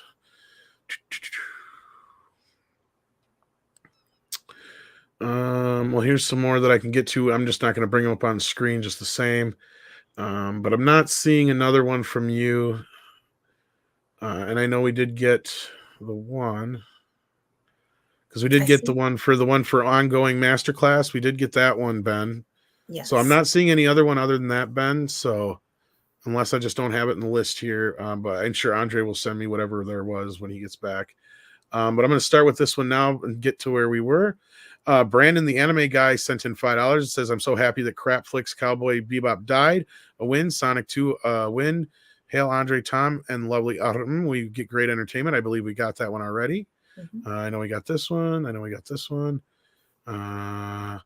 Taker 610 pointed out, is it really punishment to lock Juicy up with men? Well, they probably won't. He'll be in his own separate area, I'm sure, but I get the joke there. Let's see here. Let's see. I think we've gotten pretty much everything I have here. Gosker Verlot sent in 1999 and said another thing that can happen is her past gets brought up. I think we got this one already, using that as a way to cancel the show. But yeah, I think we addressed that, but just the same, I want to make sure. I don't know if we got this one, though. Carlos Batista says Disney should either sell Star Wars or throw it to the public domain. Well, they won't throw it to the public domain. As far as selling it, I think they're a long ways off from selling it. I think the only thing that could do that would be I don't know. Really downhill, yeah. A European or maybe a Chinese company would come and offer them $1 trillion for it. Would that work? Yeah, maybe. But I don't see any other scenario that I can possibly think of, Tom. Could you? Not offhand. And then again, these are going, so I don't see that happening anytime soon. But unless there's some corporate takeover of Disney or something goes so south that they have to start selling things, and that's a last resort. And then again, these are a little bit out of order, but I'm just making sure we got everybody's super chat. Peter Spigelski said, now from Yahoo News article, Netflix's major anime adaptation One Piece is currently in production. I know that's one thing that you guys have been really worried about. I'm not too up to speed with One Piece, but I know of it. And on that note, Aoki, if I'm saying that right, Aoki7 says they have the live action adaptation of One Piece coming up. And if they get that right, it could be Marvel killer, because One Piece is that beloved worldwide. If they mess it up, it could be it could have major negative ramifications. I agree. I think it will be a ride or die situation for them. I think that's kind of their last chance at this point after some of the moves they made. Tom, is there a super chat from Primer? We're getting to that one. Okay, great. Yep, we got that on the list here. I found a chunk of them here we hadn't got, so I'm getting to that. I'm just trying to do them in some semblance of order on my end. So I know it seems out of order for you guys, but it's in the order that Andre sent them to me. So you have to kind of work with me. And then we had James Esperanza, who said One Piece will make Bebop look good, just watch. Well, if it's bad, I don't know. But thank I you want for it the, to be good. I don't want one. I think most people want it to be good. Yeah, of course. So here's to hoping anyway. And thank you for that, James Esperanza. Then Darren Hughes and Dr. Long Dongler. I got 2 empty ones here, so I don't know if they were just donations with no comment or the comment got taken away. But thank you for the 10 and 99.99 pound. Would that be what's left over? That's pence or whatever. I don't know. I don't know how to do that kind of. Pence. Yeah, That's right. I think it Pounds was and right. pence. So we got $10 and we got 99 pence from Darren Mhm. Hughes and Dr. Long Thank Dongler, you. respectively. I don't know if they said anything and it got taken away or if it's just a donation, but thank you for that. Luca Rocks says, saw the latest West Side Story on Broadway right before the lockdown. So woke, it totally killed the racial allegory. I also don't think the street gangs would have LGBTQ members either. Well, I don't know about the last part, but if they're getting that way on Broadway, I'm not surprised. I mean, they've probably been more woke on Broadway than they have been in Hollywood for years. But I mean, that's not boding well for the movie if they borrowed any from that version. And on that note, Tennille says West Side Story suffers for lack of Culture Casino. This is true. It needs more Culture Casino in it. Then Ben Mudick says, I think proof will be in Star Wars content going forward. If they're SJW propaganda, KK still has power. If they are good, then KK has less power. That's probably true. I don't know about the SJW propaganda, because here's the thing: is I know she has her, she does have her propaganda she wants to put into Star Wars, but Pablo Hidalgo and a few others in that writers' room are worse than she is. That's my fear. So even when she's gone, I'm not so sure that the element is going to be gone. But what were you going to say? When she wore that shirt that said the Force is female, a lot of, not just me, but a lot of other female, Star Wars fans thought the Force is for everybody, like it's right. You can't, like it kind of separated all the women, or anybody who identifies as a female from everyone else. And I'm like, no, the Force doesn't work that way, And so, that was propaganda-ish to me. Because, well, not only that, it's kind of like them saying, oh, you couldn't like Star Wars before, but now we're making it friendlier for you. Like, well, that demeans any fans of Star Wars that liked it the way it was. Mm-hmm. And so, that just showed an intrinsic misunderstanding of the Force. And there's a lot about the Force just in general as a theory, as an idea, as an entity. I don't know all the details, but I know that it's not separated by sex. So. Yeah. And then Paulus Plain says, boys and girls in the chat, what was the fucking woke, I think he means, first LGBTQ plus characters you fell in love with? Characters with respect for all humans, characters with power and love. Long live Midnight's Edge's legions. Wow, that's a great question. Let me think. I always was partial to like Hollywood and Mannequin. I love that character. Oh yeah, he was great. He was great. When he discovered that his character, the young man was talking to the mannequin, he was like, okay, I'm fine with it. Like it's whatever you need it to be. You, boo. Yeah. That's right. No, let me think. There's got to be some other great ones too. Yeah, there has to be more. I have to really think about this. I always liked Lamar in Revenge of the Nerds. Yes. Mm-hmm. Boy, we have to think about this, right? I mean, there's been some great ones, but as far as like pre-woke, there's a few. But I mean, there's been a lot in the 90s too that were just, and it's hard to think about it because then they were written as characters and you don't really stop to think, oh yeah, they're gay. That was a gay character.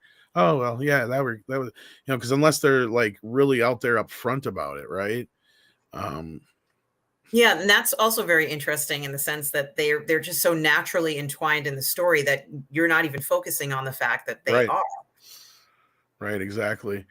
I'm sure there could be plenty that you guys could think of in the chat. He did ask for your guys' suggestions, so please throw those up. In the meantime, we got to move along here, though. Let's see here.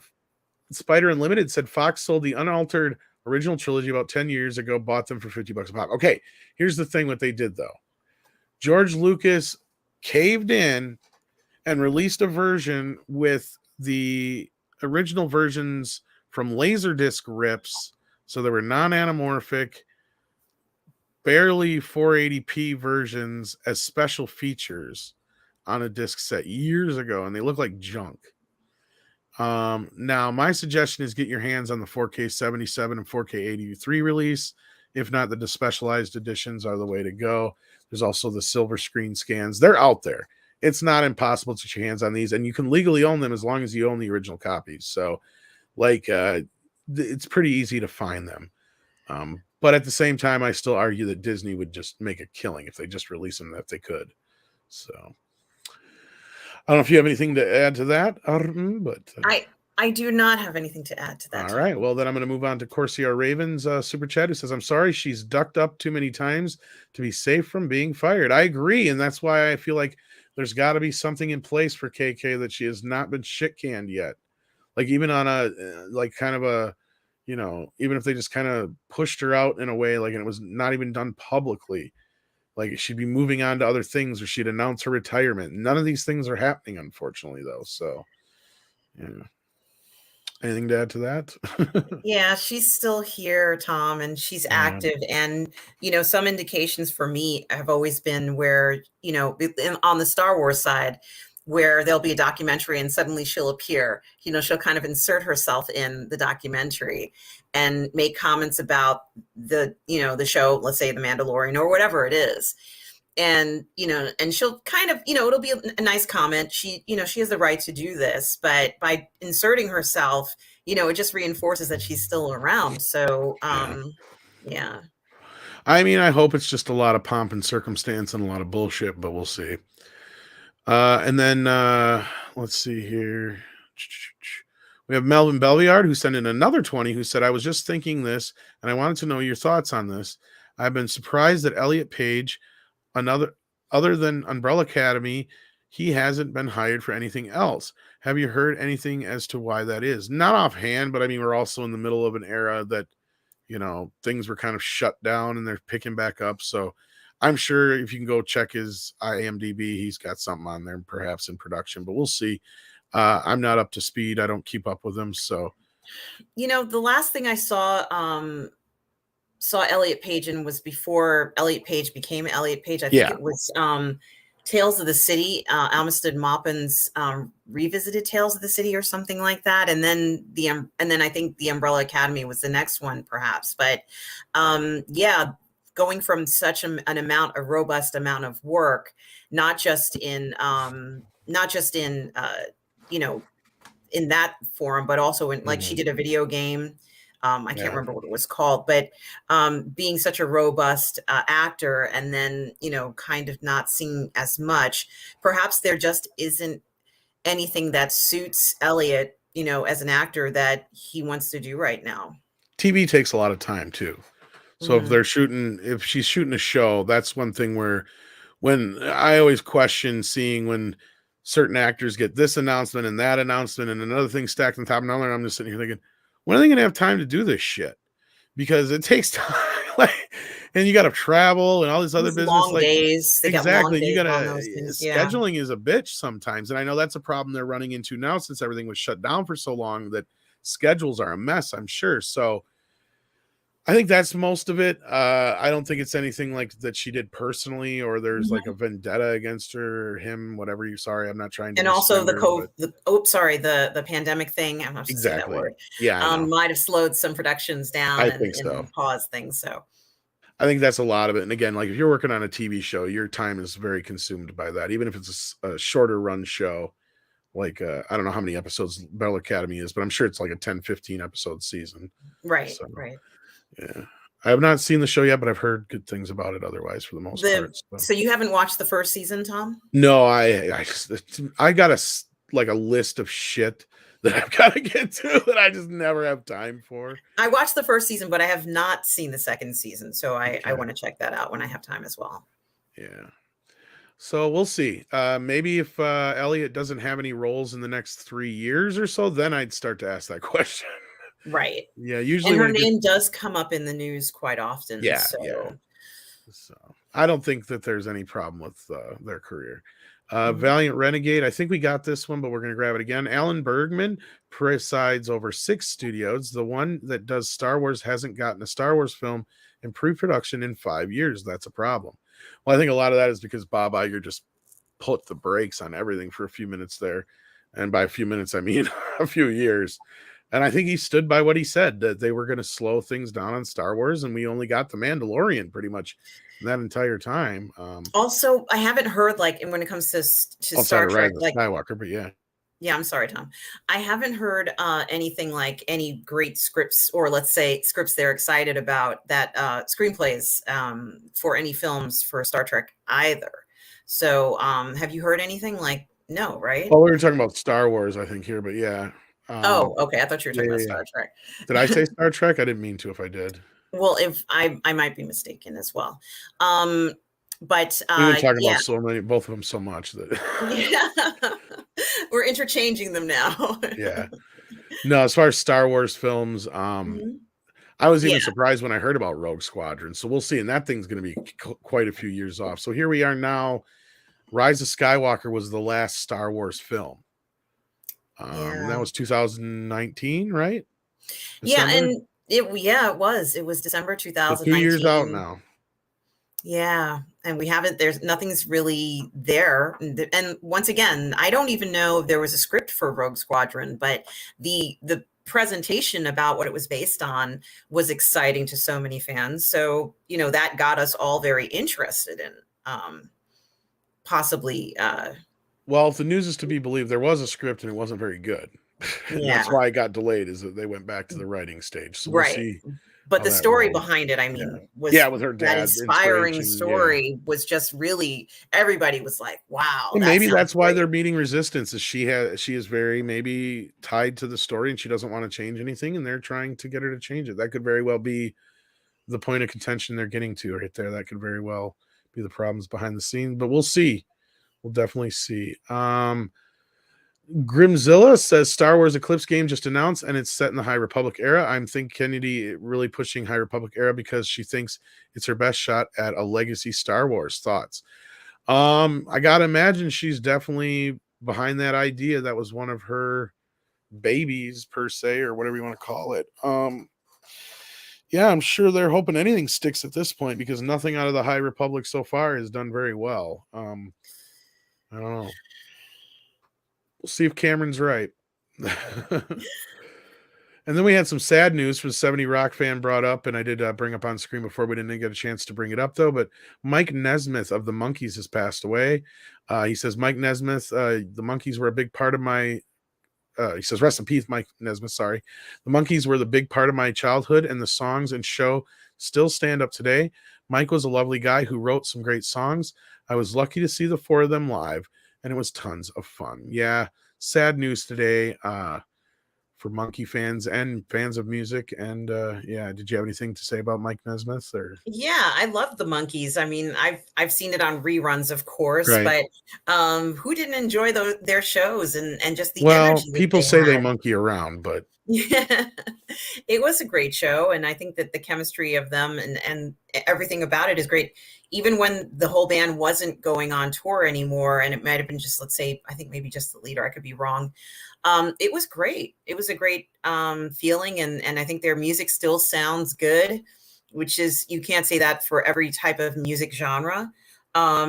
So honestly, I think that we have to celebrate these great shows that we had. I still watch, sometimes when the show comes on, I still watch an episode here or two. Do you, Tom? Have you ever watched? Oh yeah, I love the Monkees. They were fun. I was more partial to the music than the actual show, but no, they don't make stuff like that anymore. It feels like not like that. Not just wholesome, good fun, and just the synergy that they had in the era that they came from. And yeah, I mean, it's a big loss for music, and it's too bad. Sad to hear that this morning. It really is a big loss, but I still, like I said, I still listen to their music. I mean, it still sounds really good, and you can't say that about every type of music ever made. But it's still fun, sing along, absolutely, good feeling kind of stuff, and I like that. Absolutely.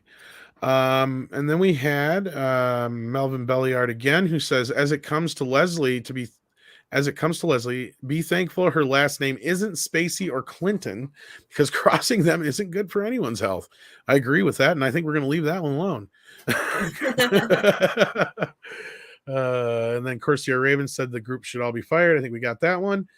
Primer said, if locked up, Juicy might actually get a foot long. Oh dear. Ouch, ouch, ouch. Joachim Stark says, gasp. CK is KK. KK is CK. Kathleen Kennedy is Clark Kent. KK is a man. She sure wishes she was sometimes, it seems like.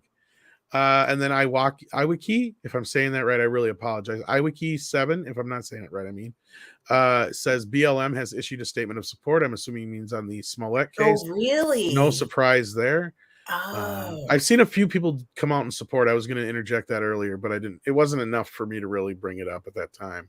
But there have been a few out there like, this is an outrage and this is da da da da da. And it's like, really? No, it's not I understand they have an opinion, but for me, it's not an outrage. It's not quite what I would consider anything to be outraged about, considering that it's been proven to be untrue. Exactly. So, I guess it's from the point of view that the person is looking at it, but cognitive dissonance. I don't know if that's what you call it, but yeah. I'm not quite sure what denial for sure. Denial perhaps might be the more accurate. I think from my point of view, I'd say it's denial. Yeah, I think so. And then with that, we are wrapped up around that end. So let's come back to what we have here at the latter part here. Thank you so much, guys, for your patience. And I do believe we hit every super chat before the ones we got now. So if you feel like we missed one of yours earlier, please let me know. But I do believe we covered them all. Giggle and Bits says, Biscuits from Life, Martin Lawrence and Eddie Murphy was a great character in Heartbreaking. Oh, yeah, Biscuit. Yeah. Yes. That's right. Yeah, there's some great ones. Yeah. We got some. I see you guys are throwing some up in the chat. And then we got Duroan, who sent us a sticker for $1.49. Or I mean, €1.49. Thank you for that. Thank you. Yeah, it's fancy money.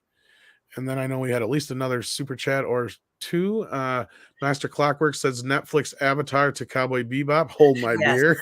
Yes, that whole debacle with having the originators of the Avatar series supposedly working with Netflix, and then their terrible disappointment in the fact that it wasn't going the way they were hoping for. And correct me if I'm wrong, Tom, they walked away from the project, right? I believe so, from what I remember here. Yeah, I don't remember everything about it, but now that you mention it, it does sound about right to me. Yeah.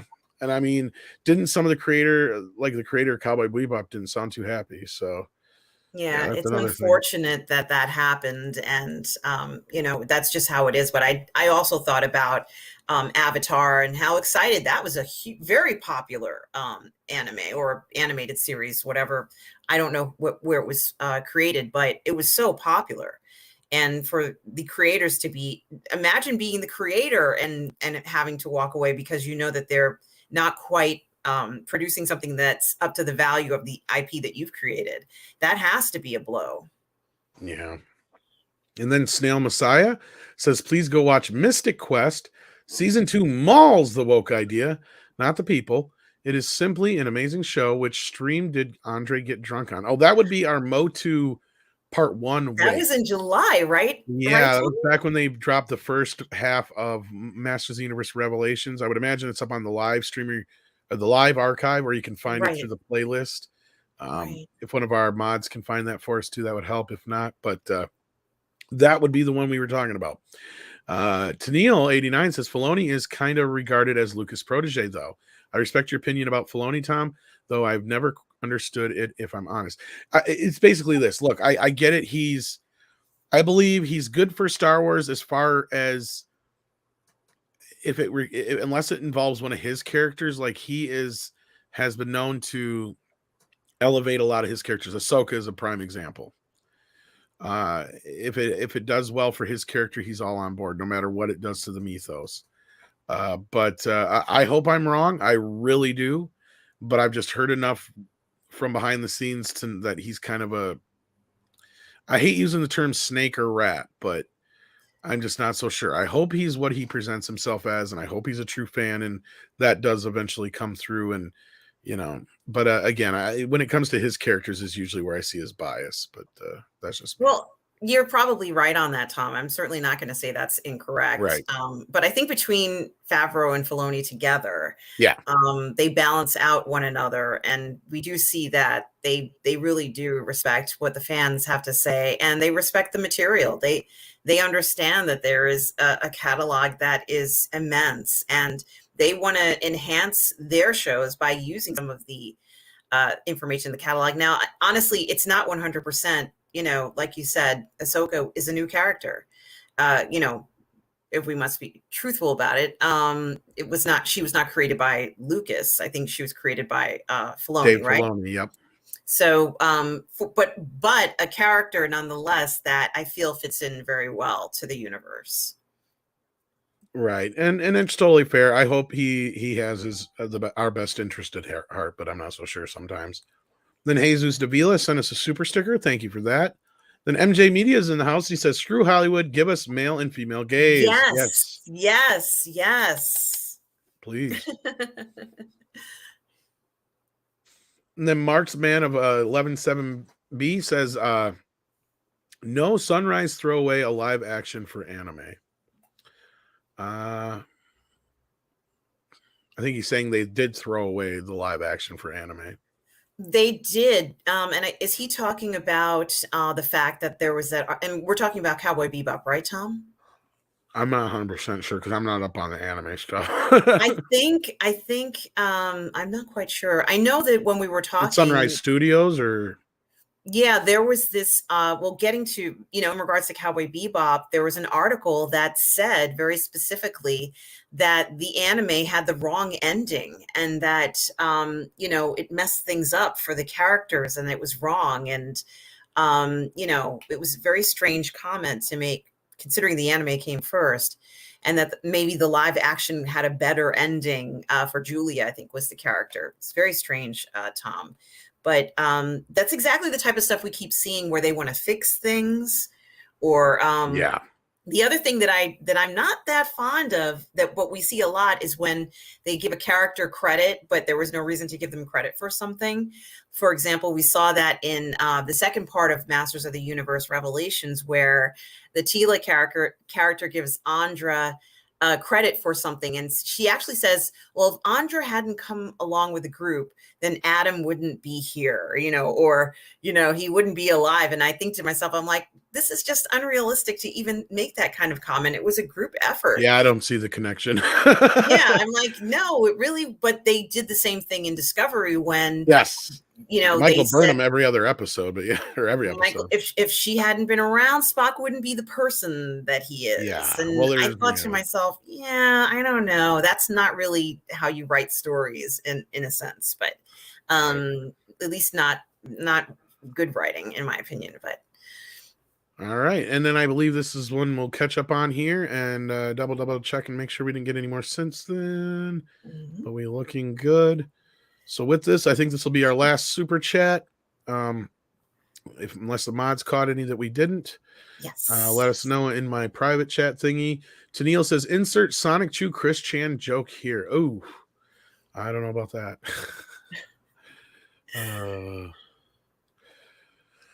Alrighty. So with that, let's wrap this up. All right. I want to thank you, Mmmmm, for joining us today. Thank you for having me, Tom. Yes, thank you for being here. I want to thank Cameron, of course, as well. And you can check out Cameron's Patreon for all his good stuff. We've got, you have your own channel, and you're on the Burr Network as well. And I believe those links should be in the description. Was there anything that you wanted to plug before we grab this last super chat?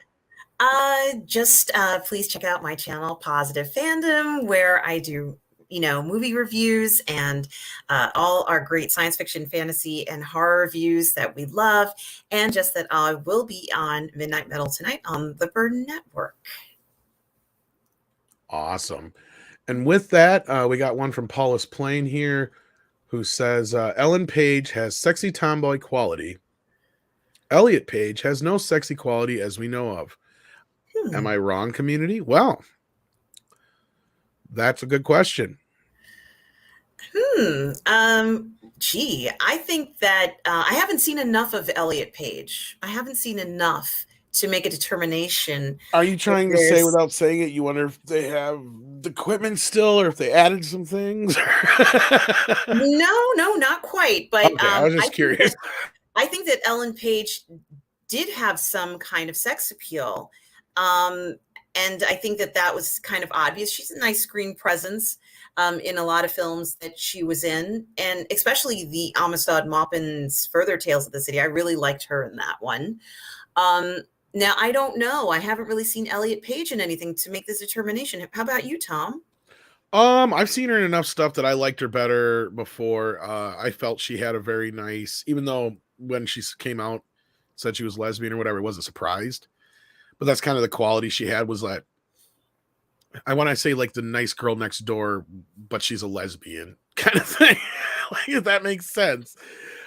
She's very approachable. Like a guy wouldn't be like totally like turned off by her if she's like, I'm sorry, I'm not straight, and he'd be like, oh shit, okay, cool, like kind of thing. She's Yes. she seemed like that kind of a girl back then, but now with a lot of the politics behind everything and the way it's presented, I'm not so sure going forward. She was her character, and like I said, she was at the time she was depicting, she was still Ellen when she was in, I think, the Further Tales of the City by Amistad Maupin, and that was she was hot in that. I liked that one a lot. So yeah, she definitely has sex appeal, and let's see how her Elliot Page situation turns out. Let's see if we see some more sex appeal from her. Let's see if you never know. So let's see. I'm not so sure this non-binary thing is going to appeal to enough people for it to be a big deal. I really am not. I mean, especially when we're still getting like, Henry Cavill's and Yes. And Jason Momoa's. I mean, as popular as they are, and even The Rock. Yes. I have a hard time believing that. I mean, I'm not saying there isn't a place. I'm not saying there isn't. Mm-hmm. But just on that level of, even women worship, as far as like, look at even like Loki, the guy who plays Tom Hiddleston. Yes, like, I love him. He even him. has quite a female following, right? He is great. I love him. I think he's very attractive and he's wonderful.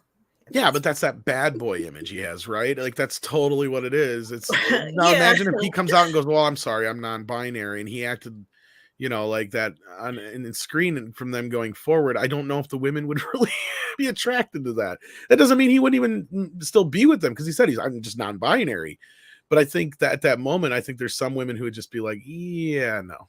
Well, I don't know. You had us at Cavill, so that's what I'm saying. Yeah. Like Henry Cavill, he just is like, oh man, you're just like, yes. You hear that, and the women just go, Tom, someone recently asked me if I could meet any Hollywood celebrity, who would it be and why? And I kind of like just looked. I thought to myself, I'm like, yeah, it would be Cavill. I would want to have dinner with him or something, just be able. I mean, I think he's extraordinary. I think he's just great in everything he Henry does. Cavill's the kind of guy that even men can look at and go, yeah, I understand why women find him attractive, because I wish I looked like him, right? Like he's the kind of quintessential guy that most guys wish they looked like, right? Like, it's just plain and simple. But with that, I think we're going to wrap this up. Thank you, Arden, for your help today. Appreciate it. And of course, Cameron as well.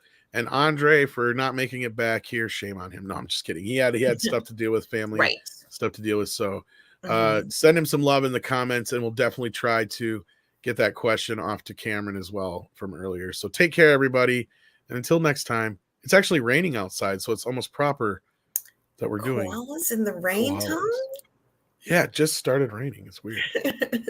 Koalas in the rain. Koalas in the rain. Koalas in the rain. No fucks given. Koala, koala. Koalas in the rain. Koalas in the rain. No fucks given. Koala,